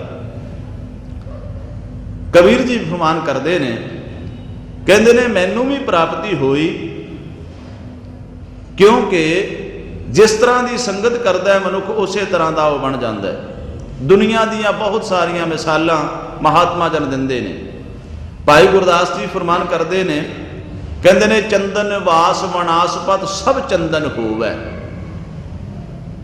ਚੰਦਨ ਦੀ ਵਾਸ, ਚੰਦਨ ਦੀ ਸੁਗੰਧੀ ਜਿਸ ਜੰਗਲ ਨੂੰ ਲੱਗਦੀ ਜਾਂਦੀ ਹੈ, ਜਿਸ ਬਣ ਨੂੰ ਲੱਗ ਜਾਂਦੀ ਹੈ, ਉਹ ਬਣ ਚੰਦਨ ਦਾ ਬਣ ਜਾਂਦਾ ਹੈ। ਜਿੰਨਾ ਚੰਦਨ ਅੱਜ ਕੱਲ੍ਹ ਬਾਜ਼ਾਰਾਂ ਵਿੱਚ ਮਿਲਦਾ ਹੈ, ਵਿਕਦਾ ਹੈ, ਇਹ ਜ਼ਿਆਦਾਤਰ ਉਹੀ ਚੰਦਨ ਹੁੰਦਾ ਹੈ, ਅਸਲੀ ਬਾਵਨ ਚੰਦਨ ਨਹੀਂ ਹੁੰਦਾ। ਇਹ ਉਹੀ ਚੰਦਨ ਹੁੰਦਾ ਹੈ ਜਿਹੜਾ ਉਸ ਬਾਵਨ ਚੰਦਨ ਦੀ ਸੁਗੰਧੀ ਨਾਲ ਸੁਗੰਧਿਤ ਹੋਇਆ। ਇਸੇ ਤਰ੍ਹਾਂ ਹੀ ਭਾਈ ਸਾਹਿਬ ਜੀ ਨੇ ਪ੍ਰਮਾਣ ਦਿੱਤਾ ਹੈ ਗੰਗਾ ਦਾ, ਕਿ ਗੰਗਾ ਦੇ ਵਿੱਚ ਭੈੜੇ ਤੇ ਬੁਰੇ ਜਿਹੜੇ ਨਾਲੇ ਨੇ, ਗੰਦੇ ਨਾਲੇ ਜਿਹੜੇ ਨੇ, ਉਹ ਜਦੋਂ ਗੰਗਾ ਵਿੱਚ ਪੈਂਦੇ ਨੇ ਤੇ ਗੰਗਾ ਨੂੰ ਪਵਿੱਤਰ ਮੰਨਿਆ ਗਿਆ ਹੈ, ਗੰਗਾ ਨੂੰ ਪਾਪ ਨਾਸ਼ਨੀ ਮੰਨਿਆ ਗਿਆ ਹੈ। ਤੇ ਜਦੋਂ ਉਹ ਗੰਦੇ ਤੇ ਭੈੜੇ ਨਾਲੇ ਜਿਹੜੇ ਹਨ, ਉਹ ਜਦੋਂ ਗੰਗਾ ਵਿੱਚ ਪੈਂਦੇ ਨੇ, ਤਾਂ ਉਹ ਗੰਗਾ ਦਾ ਤਾਂ ਕੁਝ ਵਿਗਾੜ ਨਹੀਂ ਸਕਦੇ, ਪਰ ਆਪਣਾ ਆਪ ਜ਼ਰੂਰ ਸਵਾਰ ਲੈਂਦੇ ਨੇ। ਆਪਣਾ ਆਪ ਜੀਵਨ ਉਹਨਾਂ ਦਾ ਵਧੀਆ ਬਣ ਜਾਂਦਾ ਹੈ, ਤੇ ਉਹੋ ਹੀ ਨਾਲਿਆਂ ਦਾ ਪਾਣੀ ਇਕੱਠਾ ਹੋਇਆ ਲੋਕ ਉਸ ਦੇ ਵਿੱਚੋਂ ਹੀ ਇਸ਼ਨਾਨ ਕਰਕੇ ਆਪਣੇ ਪਾਪਾਂ ਨੂੰ ਨਾਸ਼ ਹੋਣਾ ਮੰਨਦੇ ਹਨ, ਔਰ ਉਹ ਵੀ ਪਵਿੱਤਰ ਤੇ ਪੂਜਣਯੋਗ ਮੰਨਿਆ ਜਾਂਦਾ ਹੈ। ਇਸੇ ਤਰ੍ਹਾਂ ਹੀ ਪਾਰਸ ਦੀ ਗੱਲ ਕੀਤੀ ਹੈ। ਛੋਟੀ ਜਿਹੀ ਪਾਰਸ ਦੀ ਪੱਥਰੀ, ਜਿਸ ਦੇ ਵਿੱਚ ਭਾਈ ਗੁਰਦਾਸ ਜੀ ਲਿਖਦੇ ਨੇ, ਜੋ ਲਹੁੜੀ ਪਾਰਸ ਪੱਥਰੀ ਅਸ਼ਟ ਧਾਤ ਮੇਲ ਕੰਚਨ ਕਰਾਈ। ਇੱਕ ਛੋਟੀ ਜਿਹੀ ਪਾਰਸ ਦੀ ਪੱਥਰੀ ਹੈ, ਜਿਸ ਦੇ ਨਾਲ ਲੱਗਣ ਨਾਲ ਬਹੁਤ ਸਾਰਾ ਢੇਰਾਂ ਦੇ ਢੇਰ ਲੋਹਾ ਆਦਿਕ ਧਾਤੂਆਂ ਜਿਹੜੀਆਂ ਨੇ ਉਹ ਸੋਨਾ ਬਣ ਜਾਂਦੀਆਂ ਨੇ। ਪਰ ਛੋਹ ਮਿਲਣੀ ਚਾਹੀਦੀ ਹੈ। ਜਿੰਨਾ ਚਿਰ ਉਸ ਦੇ ਕੋਲੋਂ ਦੂਰੀ ਰਹੇਗੀ, ਸੰਗਤ ਨਹੀਂ ਹੋਵੇਗੀ, ਉਹਨਾਂ ਚਿਰ ਉਹ ਪਾਰਸ ਜਿਹੜਾ ਹੈ ਉਹ ਉਹਨਾਂ ਨੂੰ ਸੋਨਾ ਨਹੀਂ ਬਣਾ ਸਕੇਗਾ। ਦੂਰੀ ਹੋਈ ਹੈ, ਉਹਨਾਂ ਦੇ ਵਿੱਚ ਇੱਕ ਵਿੱਥ ਬਣੀ ਹੋਈ ਹੈ, ਉਹਨਾਂ ਦੇ ਵਿੱਚ ਇੱਕ ਦਵੈਤ ਭਾਵ ਬਣਿਆ ਹੋਇਆ।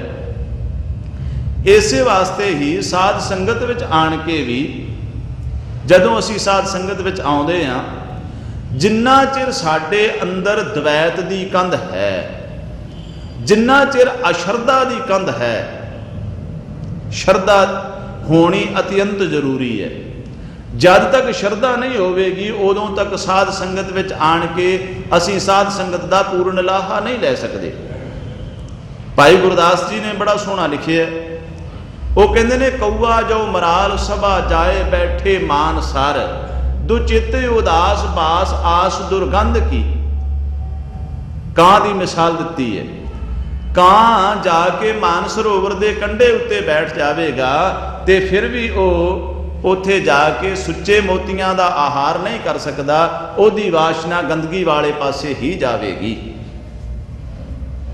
ਸਾਧ ਸੰਗਤ ਵਿੱਚ ਅਸੀਂ ਆਏ ਹਾਂ, ਇਕੱਠੇ ਬੈਠ ਕੇ ਨਾਮ ਜਪ ਰਹੇ ਹੋ, ਸਿਮਰਨ ਕਰ ਰਹੇ ਹੋ, पर साडा ये फर्ज बनता है असी सारे विचार करिए। मैं एक अर्ज कर दिया साध संगत जी, मैं किसी को कोई उपदेश नहीं कर रहा, मैं ये अर्ज कर रहा कि आप सारे अपने अपने अंदर झात मार के वेखीए कि किसी तरह की साडे अंदर कोई इहो जी गल तां नहीं जिहड़ी साध संगत विच आया होया पूर्ण लाभ मिलण तो असी वांझे रह जाइए। वो कहते ने कौआ जो मराल सभा जाए बैठे मान सर, दुचित उदास बास आस दुर्गंध की। दूसरा प्रमाण दिता है, वो कहते ने स्वान जो बैठाई है सुभाग पर जंक पर, त्याग जाए चाकी चाटै हीन मत अंध की। कुत्ता राज बहाली है मुड़ चक्की चट्टै।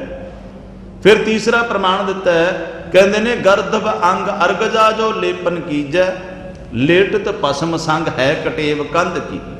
खोते की मिसाल दी है।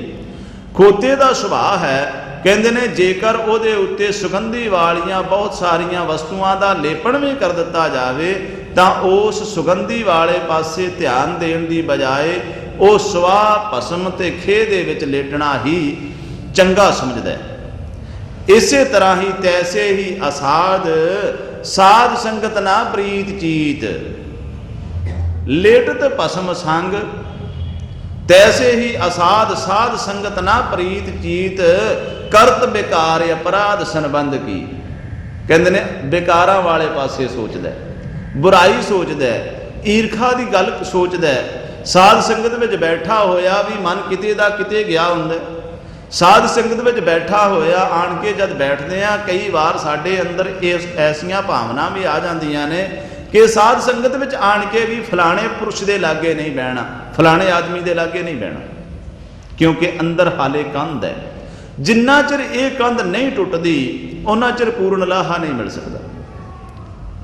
हाँ, कोई सुधरे हुए जीवन वाला, उच्चे जीवन वाला अपनी कृपा करके बख्शिश करके सतगुरु जी की रहमत सदका निगाह करके कोई बचन करके अपनी कमाई दे के किसी के जीवन को सवार देवे, वो वखरी गल है। बहुत सारे अजिहे भी प्रमाण गुरबाणी विचों इतिहास विचों मिल सकते हैं। जिस तरह मिसाल के तौर पर सिख पंथ के महान जरनैल अपने सतगुरु की खुशियां के महान पात्र बाबा बिधि चंद जी, कैसा जीवन सी। चोरियां करते सन, डाके मारते सन, लुटा खोह करते सन, ऐसा जीवन सी पहला। इतिहास पढ़ के वेख लीए। पर जब एक दिन भावें विपता के समय में ही एक साधु की संगत कर ली, विपता का समा सी, बुरा समा सी, जब पिछे वार पई हुई सी, पशु कढ़ के लियाए सन किसी दे चोरी, पिछे वार पई हुई सी, उस वार तो बचा करने वास्ते बाबा अदली जी की कुटिया में जा बैठे ते अर्ज कर दी, जी कृपा करो मैनू अज बचा लवो। ते साधु किसी की थोड़े चिर वास्ते मदद नहीं करता। साधु महात्मा सतगुरु जदों किसी की बांह फड़ लैंदा है ना, ये नहीं छड्डदा। दुनिया के असी जिन्ने भी मनुख हाँ, बहुत बारी असी एक दूजे के नेड़े भी जाते हैं तो दूरियां भी बनदियां, पर साधु जिस नाल नेड़ता कर लैंदा है, सतगुरु जिस नाल नेड़ता कर लैंदा है, फिर वो बांह फड़ी हुई दी लाज रखता है, छड्डदा नहीं। अजिहे भी गुरबाणी विच अनेका प्रमाण ने। जिस तरह मैं पहला कल ही अर्ज की सी भाई मूले के बारे कि गुरु नानक की संगत की, बांह फड़ी सतगुरु सच्चे पातशाह ने नहीं छड्डी। इसे वास्ते गरीब नवाज कहते हैं, नानक कच्चड़ आस्यो तोड़, ढूंढ सज्जन संत पक्या, ओए जीवन दे विछड़े ओए मोया ना जाही छोड़। फड़ लई बांह भाई बाबा अदली जी ने भाई बिधि चंद दी, ते ऐसी बांह फड़ी कि नेपरे चढ़ा दिता। सतगुरु सच्चे पातशाह के चरणों नाल जोड़ दिता ते ऐसा जुड़िया कि संसार दे विच उसनूं पूजन योग स्थान की प्राप्ति हुई। कदों हुई? एक साधु ने अपनी कमाई विचों हिस्सा दे के कृपा की, बख्शिश कर दी एक साधु ने। तो मैं ये अर्ज कर रहा सा कि ਸਾਧੂ ਕੋਈ, ਮਹਾਪੁਰਸ਼ ਕੋਈ, ਸਚਿਆਰ ਮਨੁੱਖ ਕੋਈ, ਸਤਿਗੁਰੂ ਦੇ ਨਾਲ ਜੁੜਿਆ ਹੋਇਆ ਪੁਰਸ਼ ਜਦੋਂ ਆਪਣੇ ਤੌਰ ਤੇ ਕੋਈ ਕਿਰਪਾ ਕਰ ਦਿੰਦਾ ਹੈ, ਉਹਦੀ ਤਾਂ ਵੱਖਰੀ ਗੱਲ ਹੈ। ਪਰ ਉਸ ਤਰ੍ਹਾਂ ਵਿਧਾਨ ਅਨੁਸਾਰ ਗੱਲ ਇਹ ਹੈ ਕਿ ਜਦੋਂ ਅਸੀਂ ਸਾਧ ਸੰਗਤ ਵਿੱਚ ਆਉਂਦੇ ਹਾਂ, ਸਾਧ ਸੰਗਤ ਵਿੱਚ ਆਣ ਕੇ ਸਾਡੇ ਅੰਦਰੋਂ ਦਵੈਤ ਦੀ ਕੰਧ, ਦੂਈ ਦੀ ਕੰਧ ਤੇ ਅਸ਼ਰਧਾ ਦੀ ਕੰਧ ਜਿਹੜੀ ਹੈ ਉਹ ਦੂਰ ਜ਼ਰੂਰੀ ਹੋਣੀ ਚਾਹੀਦੀ ਹੈ। ਸ਼ਰਧਾ ਧਾਰ ਕੇ ਜਿਹੜਾ ਸਾਧ ਸੰਗਤ ਵਿੱਚ ਆਉਂਦਾ, ਸਤਿਗੁਰੂ ਚਰਨਾਂ ਵਿੱਚ ਜਾਂਦਾ, ਉਹੋ ਜਿਹਾ ਉਸ ਨੂੰ ਫਲ ਜਿਹੜਾ ਪ੍ਰਾਪਤ ਹੋ ਜਾਂਦਾ, ਕਿਉਂਕਿ ਸਤਿਗੁਰੂ ਨੂੰ ਧਰਮ ਦੀ ਧਰਤੀ ਮੰਨਿਆ ਗਿਆ। ਸਤਿਗੁਰ ਧਰਤੀ ਧਰਮ ਦੀ,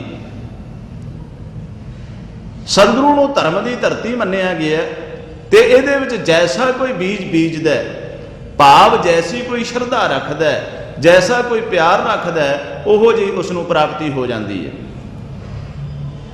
ਇਸ ਵਾਸਤੇ ਮੈਂ ਅਰਜ਼ ਕਰ ਰਿਹਾ ਸਾਂ ਕਿ ਸਤ ਸੰਗੀਓ, ਜਦੋਂ ਕਿਰਪਾ ਹੋਣੀ ਹੈ ਨਾ ਸਤਿਗੁਰੂ ਦੀ, ਉਦੋਂ ਸਾਧ ਸੰਗਤ ਦੀ ਪ੍ਰਾਪਤੀ ਹੁੰਦੀ ਹੈ ਤੇ ਮਨੁੱਖ ਦੇ ਅੰਦਰ ਸ਼ਰਧਾ ਆ ਜਾਵੇ, ਮਨੁੱਖ ਦੇ ਅੰਦਰ ਯਕੀਨ ਆ ਜਾਵੇ, ਪ੍ਰਤੀਤ ਆ ਜਾਵੇ, ਪਿਆਰ ਆ ਜਾਵੇ, ਤਾਂ ਫਿਰ ਉਹ ਮਨੁੱਖ ਨੂੰ ਪ੍ਰਾਪਤੀ ਕੀ ਹੁੰਦੀ ਹੈ, ਇਸ ਦੇ ਬਾਰੇ ਮੈਂ ਅਰਜ਼ ਕਰ ਰਿਹਾ ਸਾਂ। ਬਾਬਾ ਕਬੀਰ ਜੀ ਦਾ ਪਵਿੱਤਰ ਬਚਨ, ਭਗਤ ਕਬੀਰ ਜੀ ਕਹਿੰਦੇ ਨੇ ਕਿ ਗੰਗਾ ਕੈ ਸੰਗ ਸਲਤਾ ਬਿਗਰੀ, ਜਿਉ ਮੀਂਹ ਉੱਠੈ ਗਲੀਆਂ ਨਾਲਿਆਂ ਟੋਬਿਆਂ ਕਾ ਜਲ, ਜਾਏ ਪਵੈ ਵਿੱਚ ਸੁਰਸਰੀ, ਸੁਰਸਰੀ ਮਿਲਤ ਪਵਿੱਤਰ ਪਾਵਨ ਹੋਏ ਜਾਵੇ। ਗੰਗਾ ਕੈ ਸੰਗ ਸਲਤਾ ਬਿਗਰੀ, ਸੋ ਸਲਤਾ ਗੰਗਾ ਹੋਏ ਨਿਬਰੀ। ਫਿਰ ਕਹਿੰਦੇ ਨੇ ਬਿਗੜਿਓ ਕਬੀਰਾ ਰਾਮ ਦੁਹਾਈ, ਕਹਿੰਦੇ ਨੇ ਮੈਂ ਰਾਮ ਦੀ ਦੁਹਾਈ ਪਾ ਕੇ ਕਹਿਣਾ ਮੈਂ ਵੀ ਵਿਗੜਿਆ। ਆਖਿਆ ਸੀ ਸੰਸਾਰ ਦੇ ਲੋਕਾਂ ਨੇ ਵੀ ਕਬੀਰ ਵਿਗੜ ਗਿਆ, ਘਰ ਵਾਲਿਆਂ ਆਖਿਆ, ਮਾਤਾ ਨੇ ਆਖਿਆ, ਜਿਹਦੇ ਨਾਲ ਬਹੁਤ ਜ਼ਿਆਦਾ ਪਿਆਰ ਹੁੰਦਾ, ਮਾਂ ਦਾ ਪਿਆਰ ਸਭ ਤੋਂ ਅਨੋਖਾ ਤੇ ਚੰਗਾ ਮੰਨਿਆ ਗਿਆ। ਭਾਈ ਗੁਰਦਾਸ ਜੀ ਕਹਿੰਦੇ ਨੇ ਕਿ ਮਾਊ ਹੇਤ ਨਾ ਪੁੱਜਣੀ, ਹੇਤ ਨਾ ਮਾਮੇ ਮਾਸੀ ਜਾਏ। ਦੁਨੀਆ ਵਿੱਚੋਂ ਕਿਤੋਂ ਵੀ ਮਾਂ ਵਰਗਾ ਪਿਆਰ ਨਹੀਂ ਮਿਲ ਸਕਦਾ। ਉੱਚਾ ਪਿਆਰ ਹੈ, ਵਧੀਆ ਪਿਆਰ ਹੈ, ਪਰ ਇੰਨਾ ਪਿਆਰ ਹੁੰਦਿਆਂ ਹੋਇਆਂ ਵੀ ਜਦ ਮਾਂ ਨੇ ਵੇਖਿਆ ਕਿ ਸਾਧੂਆਂ ਦੀ ਸੰਗਤ ਕਰਨ ਲੱਗ ਪਿਆ, ਮਾਂ ਨੇ ਵੇਖਿਆ ਨਾਮ ਜਪਣ ਲੱਗ ਪਿਆ, ਮਾਂ ਨੇ ਵੇਖਿਆ ਇਹ ਸਤਿਗੁਰੂ ਨਾਲ ਜੁੜ ਕੇ ਸੰਸਾਰ ਨਾਲੋਂ ਟੁੱਟਦਾ ਜਾਂਦਾ, ਸੰਸਾਰ ਨਾਲੋਂ ਵੱਖਰਾ ਹੁੰਦਾ ਜਾਂਦਾ, ਤੇ ਉਹ ਮਾਂ ਵਿਚਾਰੀ ਸੰਸਾਰਿਕ ਤਲ ਤੇ ਜਿਉਣ ਵਾਲੀ ਸੀ, ਮਾਂ ਸਰੀਰ ਦੇ ਤਲ ਤੇ ਜਿਉਣ ਵਾਲੀ ਸੀ। ਜਿੰਨੀ ਕੁ ਮਾਂ ਨੂੰ ਸਮਝ ਹੁੰਦੀ ਹੈ ਉਨੀ ਕੀ ਉਸਨੇ ਸਿੱਖਿਆ ਦੇਣੀ ਸੀ ਨਾ। ਇਸ ਵਾਸਤੇ ਮਾਂ ਨੇ ਆਖਿਆ ਕਿ ਇਹ ਮੁੰਡਿਆ ਕਿਉਂ ਨਾ ਮੋਇਓ, ਇਹਨੇ ਤਾਂ ਸਾਰਾ ਕੁਝ ਬਰਬਾਦ ਕਰ ਦਿੱਤਾ, ਇਹ ਮੁੰਡਾ ਮਰ ਕਿਉਂ ਨਹੀਂ ਜਾਂਦਾ, ਮਰ ਜਾਣਾ ਚਾਹੀਦਾ ਸੀ। ਮਾਂ ਨੇ ਵੀ ਕਹਿ ਦਿੱਤਾ। ਕਬੀਰ ਜੀ ਕਹਿੰਦੇ ਨੇ ਲੋਕ ਹੀ ਨਹੀਂ ਕਹਿੰਦੇ, ਮੈਂ ਵੀ ਕਹਿੰਦਾ ਮੈਂ ਵਿਗੜ ਗਿਆ। ਵਿਗੜ ਗਿਆ ਕਿਸ ਤਰ੍ਹਾਂ ਵਿਗੜੇ ਹੋ ਜੀ? ਕਹਿੰਦੇ ਨੇ ਵਿਗੜਿਆ ਹਾਂ ਲੋਕਾਂ ਵਾਸਤੇ ਹੋਰ ਤਰ੍ਹਾਂ ਵਿਗੜਿਆ, ਲੋਕ ਹੋਰ ਤਰੀਕੇ ਨਾਲ ਸਮਝਦੇ ਨੇ, ਮੈਂ ਹੋਰ ਤਰੀਕੇ ਨਾਲ ਸਮਝਦਾ ਹਾਂ। ਵਿਗੜ ਜਾਣ ਤੋਂ ਭਾਵ ਹੈ ਬਦਲ ਜਾਣਾ, ਪਹਿਲੇ ਵਰਗਾ ਨਹੀਂ ਰਿਹਾ, ਜਿਹੋ ਜਿਹਾ ਪਹਿਲਾਂ ਸਾਂ ਉਹੋ ਜਿਹਾ ਨਹੀਂ ਰਿਹਾ। ਬਿਗੜਿਓ ਕਬੀਰਾ ਰਾਮ ਦੁਹਾਈ, ਤੇ ਹੁਣ ਕੀ ਹੋ ਗਿਆ ਜੇ? ਤੇ ਕਬੀਰ ਜੀ ਕਹਿੰਦੇ ਨੇ ਸਾਚ ਪਾਇਓ ਅਨਕਤ ਹੈ ਨਾ ਜਾਈ। ਸਚਿਆਰਾਂ ਨਾਲ ਜੁੜ ਕੇ ਮੈਂ ਸੱਚ ਦਾ ਹੀ ਰੂਪ ਹੋ ਗਿਆ ਜੀ। ਉੱਚੇ ਮਨੁੱਖਾਂ ਨਾਲ ਜੁੜ ਕੇ, ਸਾਧੂਆਂ ਨਾਲ ਜੁੜ ਕੇ ਮੈਂ ਰੱਬ ਦਾ ਰੂਪ ਬਣ ਗਿਆ ਜੀ। ਸਾਚ ਭਇਓ ਅਨਕਤ ਹੈ ਨਾ ਜਾਈ। ਤੇ ਹੁਣ ਮੇਰਾ ਮਨ ਕਿਤੇ ਜਾਣ ਦੀ ਸਥਿਤੀ ਵਿੱਚ ਨਹੀਂ ਰਹਿ ਗਿਆ, ਜਾਣ ਵਾਲਾ ਨਹੀਂ ਰਹਿ ਗਿਆ। ਹੁਣ ਮੇਰੇ ਮਨ ਦੀ ਭਟਕਣਾ ਦੂਰ ਹੋ ਗਈ ਹੈ। ਹੁਣ ਮੇਰੇ ਮਨ ਦੀ ਅਵਸਥਾ ਐਸੀ ਉੱਚੀ ਹੋ ਗਈ ਹੈ ਕਿ ਮੈਨੂੰ ਲੋੜ ਹੀ ਨਹੀਂ ਰਹਿ ਗਈ ਹੁਣ ਕਿਸੇ ਹੋਰ ਪਾਸੇ ਵੱਲ ਭਟਕਣ ਦੀ। ਕਿਸੇ ਪਾਸੇ ਦੀ ਸੋਚ, ਕਿਸੇ ਪਾਸੇ ਦੀ ਚਿੰਤਾ ਮੇਰੇ ਅੰਦਰ ਆ ਹੀ ਨਹੀਂ ਰਹੀ। ਇਸ ਵਾਸਤੇ ਸਤਸੰਗੀਓ ਮੈਂ ਅਰਜ਼ ਕਰ ਰਿਹਾ ਸਾਂ, ਕਬੀਰ ਜੀ ਕਹਿੰਦੇ ਨੇ ਸਾਚ ਭਇਓ ਅਨਕਤ ਹੈ ਨਾ ਜਾਈ। ਤੇ ਫਿਰ ਅੱਗੇ ਹੋਰ ਪ੍ਰਮਾਣ ਦਿੱਤਾ ਹੈ, ਕਹਿੰਦੇ ਨੇ ਪਾਰਸ ਕੈ ਸੰਗ ਤਾਂਬਾ ਬਿਗਰਿਓ, ਸੋ ਤਾਂਬਾ ਕੰਚਨ ਹੋਏ ਨਿਬਰਿਓ। ਤਾਂਬਾ ਜਿਹੜਾ ਸੀ ਪਾਰਸ ਦੇ ਨਾਲ ਲੱਗ ਕੇ ਆਪਣੇ ਸਰੂਪ ਨੂੰ, ਆਪਣੇ ਪਹਿਲੇ ਸਰੂਪ ਨੂੰ ਬਦਲ ਬੈਠਾ ਤੇ ਉਹ ਕੰਚਨ ਬਣ ਗਿਆ, ਸੋਨਾ ਬਣ ਗਿਆ। चंदन कै संग तरवर बिगड़ियो, सो तरवर चंदन होए निवरियो। आम रुख जिहड़ा सी ਉਹ ਚੰਦਨ ਦੀ ਸੁਗੰਧੀ ਨਾਲ, ਚੰਦਨ ਦੀ ਸੰਗਤ ਕਰਨ ਦੇ ਨਾਲ ਇੰਨਾ ਵਧੀਆ ਹੋ ਗਿਆ ਕਿ ਚੰਦਨ ਦਾ ਹੀ ਰੂਪ ਹੋ ਗਿਆ। ਪਰ ਕਹਿੰਦੇ ਨੇ ਮੈਂ ਜਦੋਂ ਵਿਗੜਿਆ ਫਿਰ ਮੇਰੇ ਤੇ ਕੀ ਕਿਰਪਾ ਹੋਈ। ਸੰਤਨ ਸੰਗ ਕਬੀਰਾ ਵਿਗੜਿਓ, ਕਹਿੰਦੇ ਨੇ ਆਪਣੇ ਆਪ ਨਹੀਂ ਵਿਗੜਿਆ, ਆਪਣੇ ਆਪ ਨਹੀਂ ਵਿਗੜਿਆ, ਸਾਧੂਆਂ ਦੀ ਸੰਗਤ ਕੀਤੀ, ਬਦਲਿਆ ਹੈ ਮੇਰਾ ਰੂਪ, ਪਰ ਉਹਨਾਂ ਨਾਲ ਮਿਲ ਕੇ ਬਦਲਿਆ ਜਿਹੜੇ ਆਪ ਬਦਲੇ ਹੋਏ ਸਨ, ਜਿਹੜੇ ਆਪ ਨਹੀਂ ਬਦਲਿਆ, ਜਿਸ ਦਾ ਆਪਣਾ ਜੀਵਨ ਉੱਚਾ ਨਹੀਂ, ਆਪਣਾ ਜੀਵਨ ਕਮਜ਼ੋਰ ਹੈ, ਸਿਰਫ ਗੱਲਾਂ ਕਰਨੀਆਂ ਜਾਣਦਾ। ਮੇਰੇ ਵਰਗਾ ਕੋਈ ਕਿਤਾਬ ਪੜ੍ਹ ਕੇ ਕੋਈ ਗੱਲ ਕਰ ਲੈਂਦਾ ਤੇ ਸਤਸੰਗੀਓ ਉਸ ਦੇ ਨਾਲ ਕਿਸੇ ਦਾ ਜੀਵਨ ਬਦਲ ਜਾਣਾ, ਇਹ ਸਤਿਗੁਰੂ ਬਖਸ਼ਿਸ਼ ਕਰ ਦੇਵੇ ਤਾਂ ਵੱਖਰੀ ਗੱਲ ਹੈ, ਪਰ ਉੱਦਾਂ ਨਹੀਂ ਹੁੰਦਾ। ਕਦੋਂ ਹੁੰਦਾ? ਜਦੋਂ ਕਿਸੇ ਸੁਧਰੇ ਹੋਏ ਜੀਵਨ ਵਾਲੇ ਦੀ ਕੋਈ ਇੱਕ ਗੱਲ ਹੀ ਜਿਹੜੀ ਹੈ ਉਹ ਉਸ ਦੇ ਕਰਨ ਨਾਲ ਅਸਰ ਹੋ ਜਾਂਦਾ ਹੈ ਤੇ ਮਨ ਜਿਹੜਾ ਉਹ ਉਚਾਈਆਂ ਨੂੰ ਛੂਹਣ ਲੱਗ ਪੈਂਦਾ, ਬੁਲੰਦੀਆਂ ਨੂੰ ਛੂਹਣ ਲੱਗ ਪੈਂਦਾ।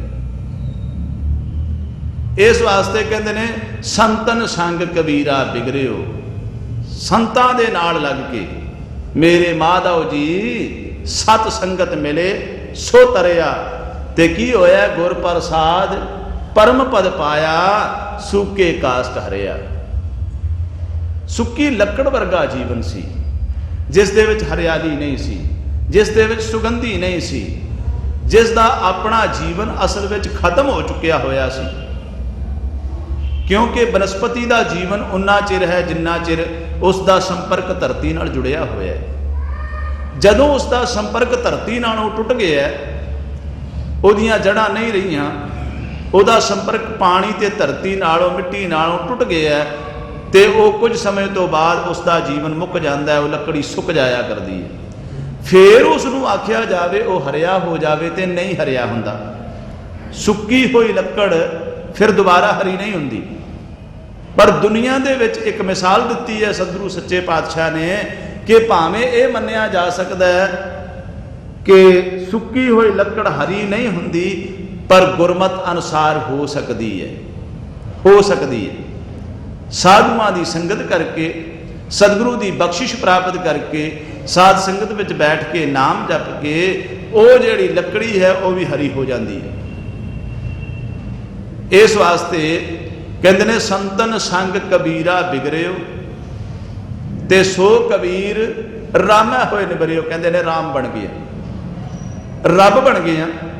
ਪਹਿਲੇ ਤਾਂ ਆਮ ਸਾਂ, ਮਨੁੱਖ ਵੀ ਅਖਵਾਉਣ ਵਾਲਾ ਨਹੀਂ ਸਾਂ, ਪਰ ਜਦੋਂ ਕਿਰਪਾ ਹੋ ਗਈ ਸਾਧੂਆਂ ਦੀ ਤੇ ਫਿਰ ਕੀ ਹੋ ਗਿਆ? ਫਿਰ ਇਸ ਤਰ੍ਹਾਂ ਦਾ ਜੀਵਨ ਬਣ ਗਿਆ ਕਿ ਰੱਬ ਦਾ ਹੀ ਰੂਪ ਹੋ ਗਿਆ। ਇੱਕ ਮਹਾਤਮਾ ਜਨ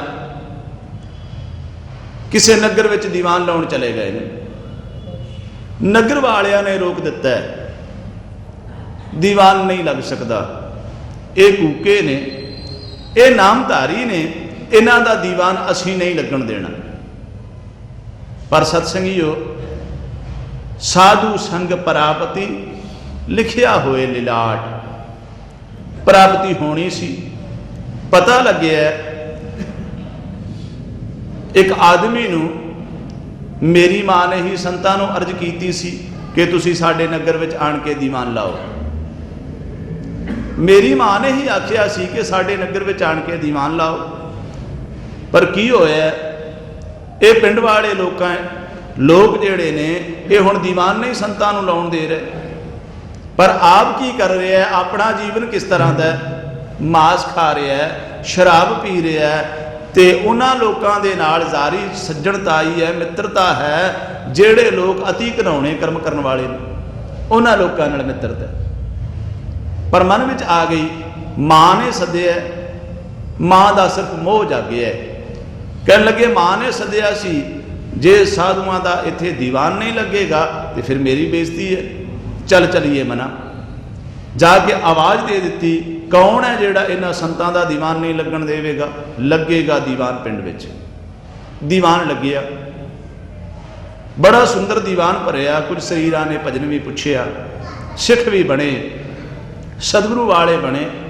ਪਰ ਸਤਸੰਗੀਓ, ਉਹ ਜਿਹੜਾ ਪੁਰਸ਼ ਸੀ ਦੀਵਾਨ ਲਵਾਉਣ ਵਾਲਾ, ਉਹਦੇ ਜੀਵਨ ਵਿੱਚ ਕੋਈ ਪਲਟਾ ਨਹੀਂ ਆਇਆ। ਦੀਵਾਨ ਲਵਾ ਕੇ ਫਿਰ ਉਸੇ ਹਵੇਲੀ 'ਚ ਜਾ ਬੈਠਾ ਆਪਣੇ ਸੱਜਣਾ ਮਿੱਤਰਾਂ ਦੇ ਨਾਲ, ਕੋਈ ਪਲਟਾ ਨਹੀਂ ਆਇਆ। ਸਵੇਰ ਹੋਇਆ, ਅੰਮ੍ਰਿਤ ਵੇਲਾ, ਸਾਧੂ ਜਨ ਉੱਠੇ ਨੇ, ਇਸ਼ਨਾਨ ਪਾਨ ਕੀਤਾ, ਸਤਿਗੁਰੂ ਰਾਮ ਸਿੰਘ ਸੱਚੇ ਪਾਤਸ਼ਾਹ ਜੀ ਦੇ ਚਰਨਾਂ ਵਿੱਚ ਅਰਦਾਸ ਕੀਤੀ ਹੈ, ਬਾਣੀ ਪੜ੍ਹੀ ਹੈ, ਤੇ ਗਰੀਬ ਨਵਾਜ਼ ਸੱਚੇ ਪਾਤਸ਼ਾਹ ਦੇ ਚਰਨਾਂ ਵਿੱਚ ਬੇਨਤੀਆਂ ਕਰਦੇ ਨੇ, ਗਰੀਬ ਨਵਾਜ਼ ਤੇਰੇ ਅਖਵਾ ਚੁੱਕੇ ਆ, ਆਪਣੇ ਬਣਾ ਲੈ, ਸਦਾ ਵਾਸਤੇ ਆਪਣੇ ਚਰਨਾਂ ਨਾਲ ਜੋੜ ਕੇ ਰੱਖਿਓ ਤੇ ਆਪਣੀ ਸੇਵਾ ਆਪ ਲੈ ਲਿਓ, ਇਹ ਬੇਨਤੀ ਕੀਤੀ ਹੈ। ਉਧਰੋਂ ਮਾਂ ਨੇ ਆਣ ਕੇ ਆਖ ਦਿੱਤਾ, ਕਹਿਣ ਲੱਗੀ ਸੰਤ ਜੀ ਜਿਸ ਵਾਸਤੇ ਆਪ ਜੀ ਆਏ ਸੋ ਕੰਮ ਹਾਲੇ ਅਧੂਰਾ ਰਹਿ ਗਿਆ। ਮੈਨੂੰ ਇੰਝ ਜਾਪਦਾ ਕਿ ਜਿਵੇਂ ਹੁਣ ਤੁਸੀਂ ਜਾਣ ਦੀਆਂ ਤਿਆਰੀਆਂ ਕਰ ਰਹੇ ਹੋ। ਕਹਿਣ ਲੱਗੇ ਹਾਂ ਸਾਡਾ ਤੇ ਕੰਮ ਹੈ ਇੱਕ ਨਗਰ ਤੋਂ ਦੂਜੇ, ਦੂਜੇ ਨਗਰ ਤੋਂ ਤੀਜੇ ਅਸਾਂ ਤਾਂ ਜਾਣਾ ਹੋਇਆ, ਕਿਉਂਕਿ ਸਤਿਗੁਰੂ ਰਾਮ ਸਿੰਘ ਦੇ ਘਰ ਦਾ ਪ੍ਰਚਾਰ ਕਰਨਾ, ਸਾਡੀ ਇਹ ਡਿਊਟੀ ਲੱਗੀ ਹੋਈ ਹੈ। ਕਹਿਣ ਲੱਗੇ ਫਿਰ ਜਿਸ ਕੰਮ ਵਾਸਤੇ ਤੁਸੀਂ ਆਏ ਹੋ ਉਹ ਕੰਮ ਇੱਥੇ ਤਾਂ ਅਧੂਰਾ ਹੀ ਰਹਿ ਗਿਆ, ਕੀ ਹੋਇਆ? ਕਹਿਣ ਲੱਗੀ ਹੋਣਾ ਕੀ ਸੀ, ਜਿਸ ਪੁੱਤਰ ਵਾਸਤੇ ਮੈਂ ਤੁਹਾਨੂੰ ਅਰਜ਼ ਕੀਤੀ ਸੀ ਨਾ, ਕਿਤੇ ਉਹਦਾ ਵੀ ਜੀਵਨ ਬਦਲ ਜਾਵੇ, ਉਹਦਾ ਜੀਵਨ ਨਹੀਂ ਬਦਲਿਆ। ਕਿਹੜਾ ਸੀ? ਸਾਨੂੰ ਤਾਂ ਮਿਲਿਆ ਹੀ ਨਹੀਂ। ਕਹਿੰਦੀ ਮਿਲਣਾ ਉਹਨੇ ਕਿੱਥੇ ਸੀ, ਕਿਉਂਕਿ ਉਹਦਾ ਝੁਕਾਅ ਉਹਨਾਂ ਲੋਕਾਂ ਨਾਲ ਹੀ ਹੈ। ਪਰ ਤੁਹਾਨੂੰ ਮੈਂ ਇਹ ਦੱਸ ਦਿਆਂ ਕਿ ਜਿਸ ਨੇ ਆਣ ਕੇ ਰਾਤੀ ਤੁਹਾਡਾ ਦੀਵਾਨ ਲਵਾਇਆ ਸੀ ਨਾ ਗੁਰਦੁਆਰੇ ਵਿੱਚ, ਉਹੀ ਸੀ, ਬੰਤਾ ਸਿੰਘ ਉਹਦਾ ਨਾਂ ਹੈ। ਕਹਿਣ ਲੱਗੇ ਅੱਛਾ ਇਹ ਗੱਲ ਹੈ, ਕੋਈ ਨਹੀਂ ਹੁਣੇ ਸੱਦੋ। ਸੱਦ ਲਿਆ ਗਿਆ। ਕਹਿਣ ਲੱਗੇ ਵੇਖ ਭਾਈ ਬੰਤਾ ਸਿਆ, ਅਸੀਂ ਤੇਰੇ ਘਰ ਦਾ ਰਾਤੀ ਪ੍ਰਸ਼ਾਦਾ ਪਾਣੀ ਛਕ ਲਿਆ, ਕਿਸੇ ਕਾਰਨ ਕਰਕੇ ਛਕ ਲਿਆ, ਪਰ ਪ੍ਰਸ਼ਾਦਾ ਪਾਣੀ ਹੁਣ ਨਹੀਂ ਅਸਾਂ ਛਕਣਾ ਜਦੋਂ ਤੱਕ ਤੂੰ ਭਜਨ ਨਹੀਂ ਪੁੱਛੇਗਾ। ਕਹਿਣ ਲੱਗਾ ਮੈਂ ਤਾਂ ਭਜਨ ਪੁੱਛਦਾ ਨਹੀਂ, ਨਾ ਮਾਸ ਸ਼ਰਾਬ ਛੱਡਦਾ, ਨਹੀਂ ਛਕਣਾ ਤੁਸੀਂ ਪ੍ਰਸ਼ਾਦਾ ਤੇ ਨਾ ਛਕੋ। ਨਾਰਾਜ਼ ਹੋ ਕੇ ਸਾਧੂ ਉੱਥੋਂ ਘਰ ਤੋਂ ਚੱਲ ਪਏ। ਮਾਂ ਨੇ ਸ਼ੁਭ ਸਿੱਖਿਆ ਦਿੱਤੀ, ਕਿਉਂਕਿ ਮਾਂ ਦੀ ਸਿੱਖਿਆ ਬੜੀ ਉੱਚੀ ਸਿੱਖਿਆ ਹੁੰਦੀ ਹੈ, ਪਹਿਲਾ ਗੁਰੂ ਮਾਤਾ ਨੂੰ ਮੰਨਿਆ ਜਾਂਦਾ। ਮਾਂ ਕਹਿਣ ਲੱਗੀ ਬੰਤਾ ਸਿਆ ਕੀ ਜੀਵਨ ਹੈ ਤੇਰਾ? ਕੁਝ ਵੀ ਜੀਵਨ ਨਹੀਂ, ਕਿਸੇ ਕੰਮ ਨਹੀਂ ਤੇਰੀ ਕਮਾਈ ਕੀਤੀ ਹੋਈ, ਕਿਸੇ ਕੰਮ ਨਹੀਂ ਤੇਰਾ ਇਹ ਜੀਵਨ।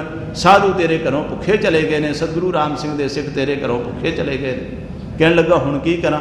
ਕਹਿਣ ਲੱਗੀ ਜਾ ਅਜੇ ਵੀ ਅਰਜ਼ ਕਰ ਲੈ, ਹਾਲੇ ਵੀ ਅਰਜ਼ ਕਰ ਲੈ ਜਾ ਕੇ, ਤੇ ਉਹ ਤੇਰੇ ਤੇ ਕਿਰਪਾ ਕਰ ਦੇਣ ਤੇ ਫਿਰ ਉਹ ਤੇਰੇ ਘਰੋਂ ਪ੍ਰਸ਼ਾਦਾ ਛਕ ਜਾਣ, ਤਾਂ ਕਿ ਤੇਰਾ ਜਿਹੜਾ ਇਹ ਕਿਰਤ ਹੈ ਨਾ, ਤੇਰਾ ਜਿਹੜਾ ਧਨ ਹੈ ਨਾ, ਉਹ ਲੇਖੇ 'ਚ ਲੱਗ ਜਾਵੇ। ਫਿਰ ਜਾ ਕੇ ਅਰਜ਼ ਕੀਤੀ ਤੇ ਸਤਸੰਗੀਓ ਉਹਨਾਂ ਨੇ ਮਹਾਂਪੁਰਸ਼ਾਂ ਨੇ ਭਜਨ ਦੇ ਦਿੱਤਾ, ਭਜਨ ਦੇ ਦਿੱਤਾ। ਪਰ ਨਾਲ ਉਸ ਬੰਤਾ ਸਿੰਘ ਨੇ ਇੱਕ ਗੱਲ ਆਖੀ ਸੀ। ਕਹਿਣ ਲੱਗਾ ਭਜਨ ਦੇ ਦਿਓ ਪਰ ਮਾਸ ਸ਼ਰਾਬ ਨਹੀਂ ਛੱਡਣਾ, ਇਹ ਛੱਡਣ ਵੱਲੋਂ ਨਾ ਆਖਿਓ। ਇੱਕ ਗੱਲ ਤੁਹਾਡੀ ਮੰਨ ਲੈਣਾ, ਭਜਨ ਪੁੱਛ ਲੈਣਾ, ਪਰ ਸਤਸੰਗੀਓ ਮਹਾਂਪੁਰਸ਼ਾਂ ਨੇ ਕਿਰਪਾ ਕਰਨੀ ਸੀ, ਸਾਧੂ ਦੀ ਬਖਸ਼ਿਸ਼ ਹੋਣੀ ਸੀ, ਕਿਰਪਾ ਹੋਣੀ ਸੀ, ਭੰਡਾਰਾ ਖੋਲ ਦਿੱਤਾ। ਭੰਡਾਰੀ ਨੇ ਨਾ ਸਤਿਗੁਰੂ ਦੇ ਕਰਦੇ ਇਹ ਸਤਿਗੁਰੂ ਰਾਮ ਸਿੰਘ, ਸਤਿਗੁਰੂ ਪ੍ਰਤਾਪ ਸਿੰਘ, ਸਤਿਗੁਰੂ ਜਗਜੀਤ ਸਿੰਘ ਸੱਚੇ ਪਾਤਸ਼ਾਹ ਦੇ ਜਿਹੜੇ ਭੰਡਾਰੇ ਦੇ ਭੰਡਾਰੀ ਨੇ। ਸਤਿਗੁਰੂ ਮਾਲਕ ਹੈ ਭੰਡਾਰੇ ਦਾ, ਸਾਰੇ ਭੰਡਾਰੇ ਦਾ ਮਾਲਕ ਸਤਿਗੁਰੂ ਹੈ, ਪਰ ਜਿਹੜੇ ਨਾਮ ਜਪਣ ਵਾਲੇ ਤੇ ਉਹਦੇ ਅਖਵਾਉਣ ਵਾਲੇ ਨੇ ਉਹ ਭੰਡਾਰੀ ਹੁੰਦੇ ਨੇ ਉਹਦੇ।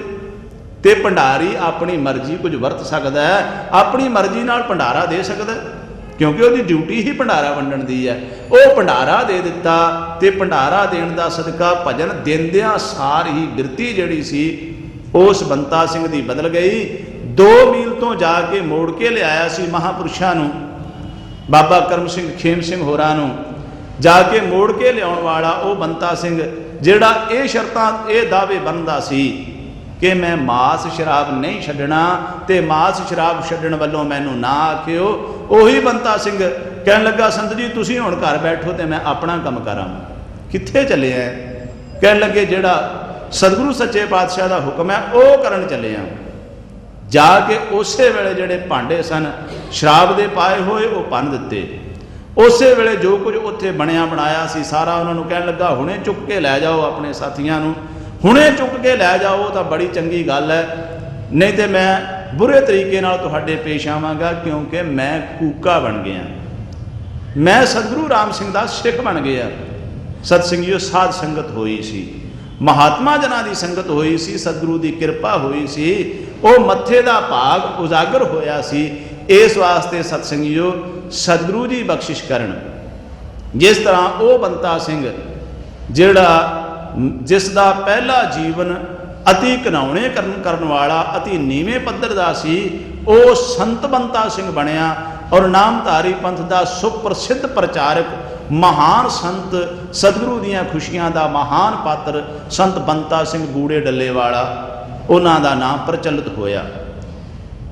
जिन्हां दे शरीर छड्डण ते श्री सतगुरु प्रताप सिंह सच्चे पातशाह जी ने भी महापुरुषों पासों सुनिया कि जिस दिन गरीब निवाज सच्चे पातशाह जी के चरणों में आण के अर्ज की गई सी, संत बंता सिंह जी चढ़ाई कर गए ने, ते उस वेले गरीब निवाज सच्चे पातशाह जी भी ये बचन किया सी, भावें सतगुरु के घर में कोई घाटा नहीं, अनेकां हीरे रतन जवाहरात ने, पर सतसंगियो सतगुरु सच्चे पातशाह जी ये बचन किया सी, बंता सिंह वर्गा कौन हो सकता है।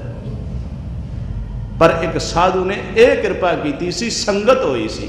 इस वास्ते ही मैं अर्ज कर रहा सा, जिसका जीवन भी पलटे है सत संगत विचों पलटे है, महापुरुषों की संगत विचों पलटे है, उच्चे जीवन वालियां की कृपा नाल पलटे है। तो सतगुरु सच्चे पातशाह जी फरमान करते हैं, साध संगत कै बास बै कलमल सब नसना। सब पाप नष्ट हो जाते हैं जिहड़ा साध संगत विच आ जाता है। साध संगत कै बास बै कलमल सब नसना। ते इस वास्ते सतसंगियो पापां नूं नाश करने वास्ते, अपने जीवन आदर्श नूं प्राप्त करने वास्ते, अपने जीवन का सही लाहा लैण वास्ते साध संगत विच आउणा, नाम जपना ते शरधा धार के यकीन करके आउणा, ये अत्यंत जरूरी है। अरदास करिए सतगुरु सच्चे पातशाह जी बख्शिश करन, साडा मन साध संगत वाला बने। एक बार गज के कहो, धन श्री सतगुरु जगजीत सिंह सच्चे पातशाह जी। सतगुरु सच्चे पातशाह जी हुक्म करते ने, जे मन की बिरती नहीं बदली, जे ये गल मन में हाले तक नहीं बनी कि ना को बैरी नहीं बेगाना सगल संग हमको बन आई, जे हाले तक ये अवस्था नहीं बनी तो समझो हाले पूर्ण साध संगत की प्राप्ति का फल प्राप्त नहीं होया। हाले साध संगत वाला फल जिहड़ा वो प्राप्त नहीं होया। कोई कमी है, कोई कोर है, कोई नीवापन है, कोई कमजोरी है साडे अंदर, जिहड़ा साडी झोली विच ये फल ये प्राप्ति नहीं पै सकी। सो इस वास्ते मैं अर्ज कर रहा सा कि मनुखा जीवन का सही लाहा लैण वास्ते साध संगत अति जरूरी है, पर भागा वालियां नूं मिलदी है। साधु संग प्राप्ति लिखिया होए लिलाट, तथा पूर्व कर्म अंकुर जब प्रगटे भेटियो पुरख रसक बैरागी। ते फिर की होया, मिटियो अंधेर मिलत हार नानक जन्म जन्म की सोई जागी। सतगुरु जी बख्शिश करन, रहमत करन, साडी सुत्ती हुई किस्मत जाग पवे, साडा ये अंतशकरण जिहड़ा पापां नाल आलूद होया पिया भरिया पिया है, ये पवित्र हो जावे। असीं भी उन्हां सत्यारां दी संगत करके, सतगुरु दे प्यारियां दी संगत करके सतगुरु दे चरणां विच प्रवान हो सकीए। सो इन्नियां ही बेनतियां करदा होया दास खिमा दा जाचक है, होइयां गलतियां भुल्लां त्रुटियां दी माफ़ी बख्शिश करियो। अनेकां प्रकार दीयां गलतियां त्रुटियां रह जांदियां ने, क्योंकि ये सतगुरु दी बाणी है, सतगुरु दा जस है। संसारिक जीव सतगुरु दे जस नूं नहीं कह सकदा। महात्मा जन कहते ने, सतगुर जस है सैल नबाते, मैं चीटी क्या चुकहूँ ताते। सतगुर जस है सिंध महाने, मीन दीन मत क्या गत जाने। आओ सरबत माई पाई, एक बार फिर रसना पवित्र कर लवो। गज के कहो जी, धन श्री सतगुरु जगजीत सिंह सच्चे पातशाह।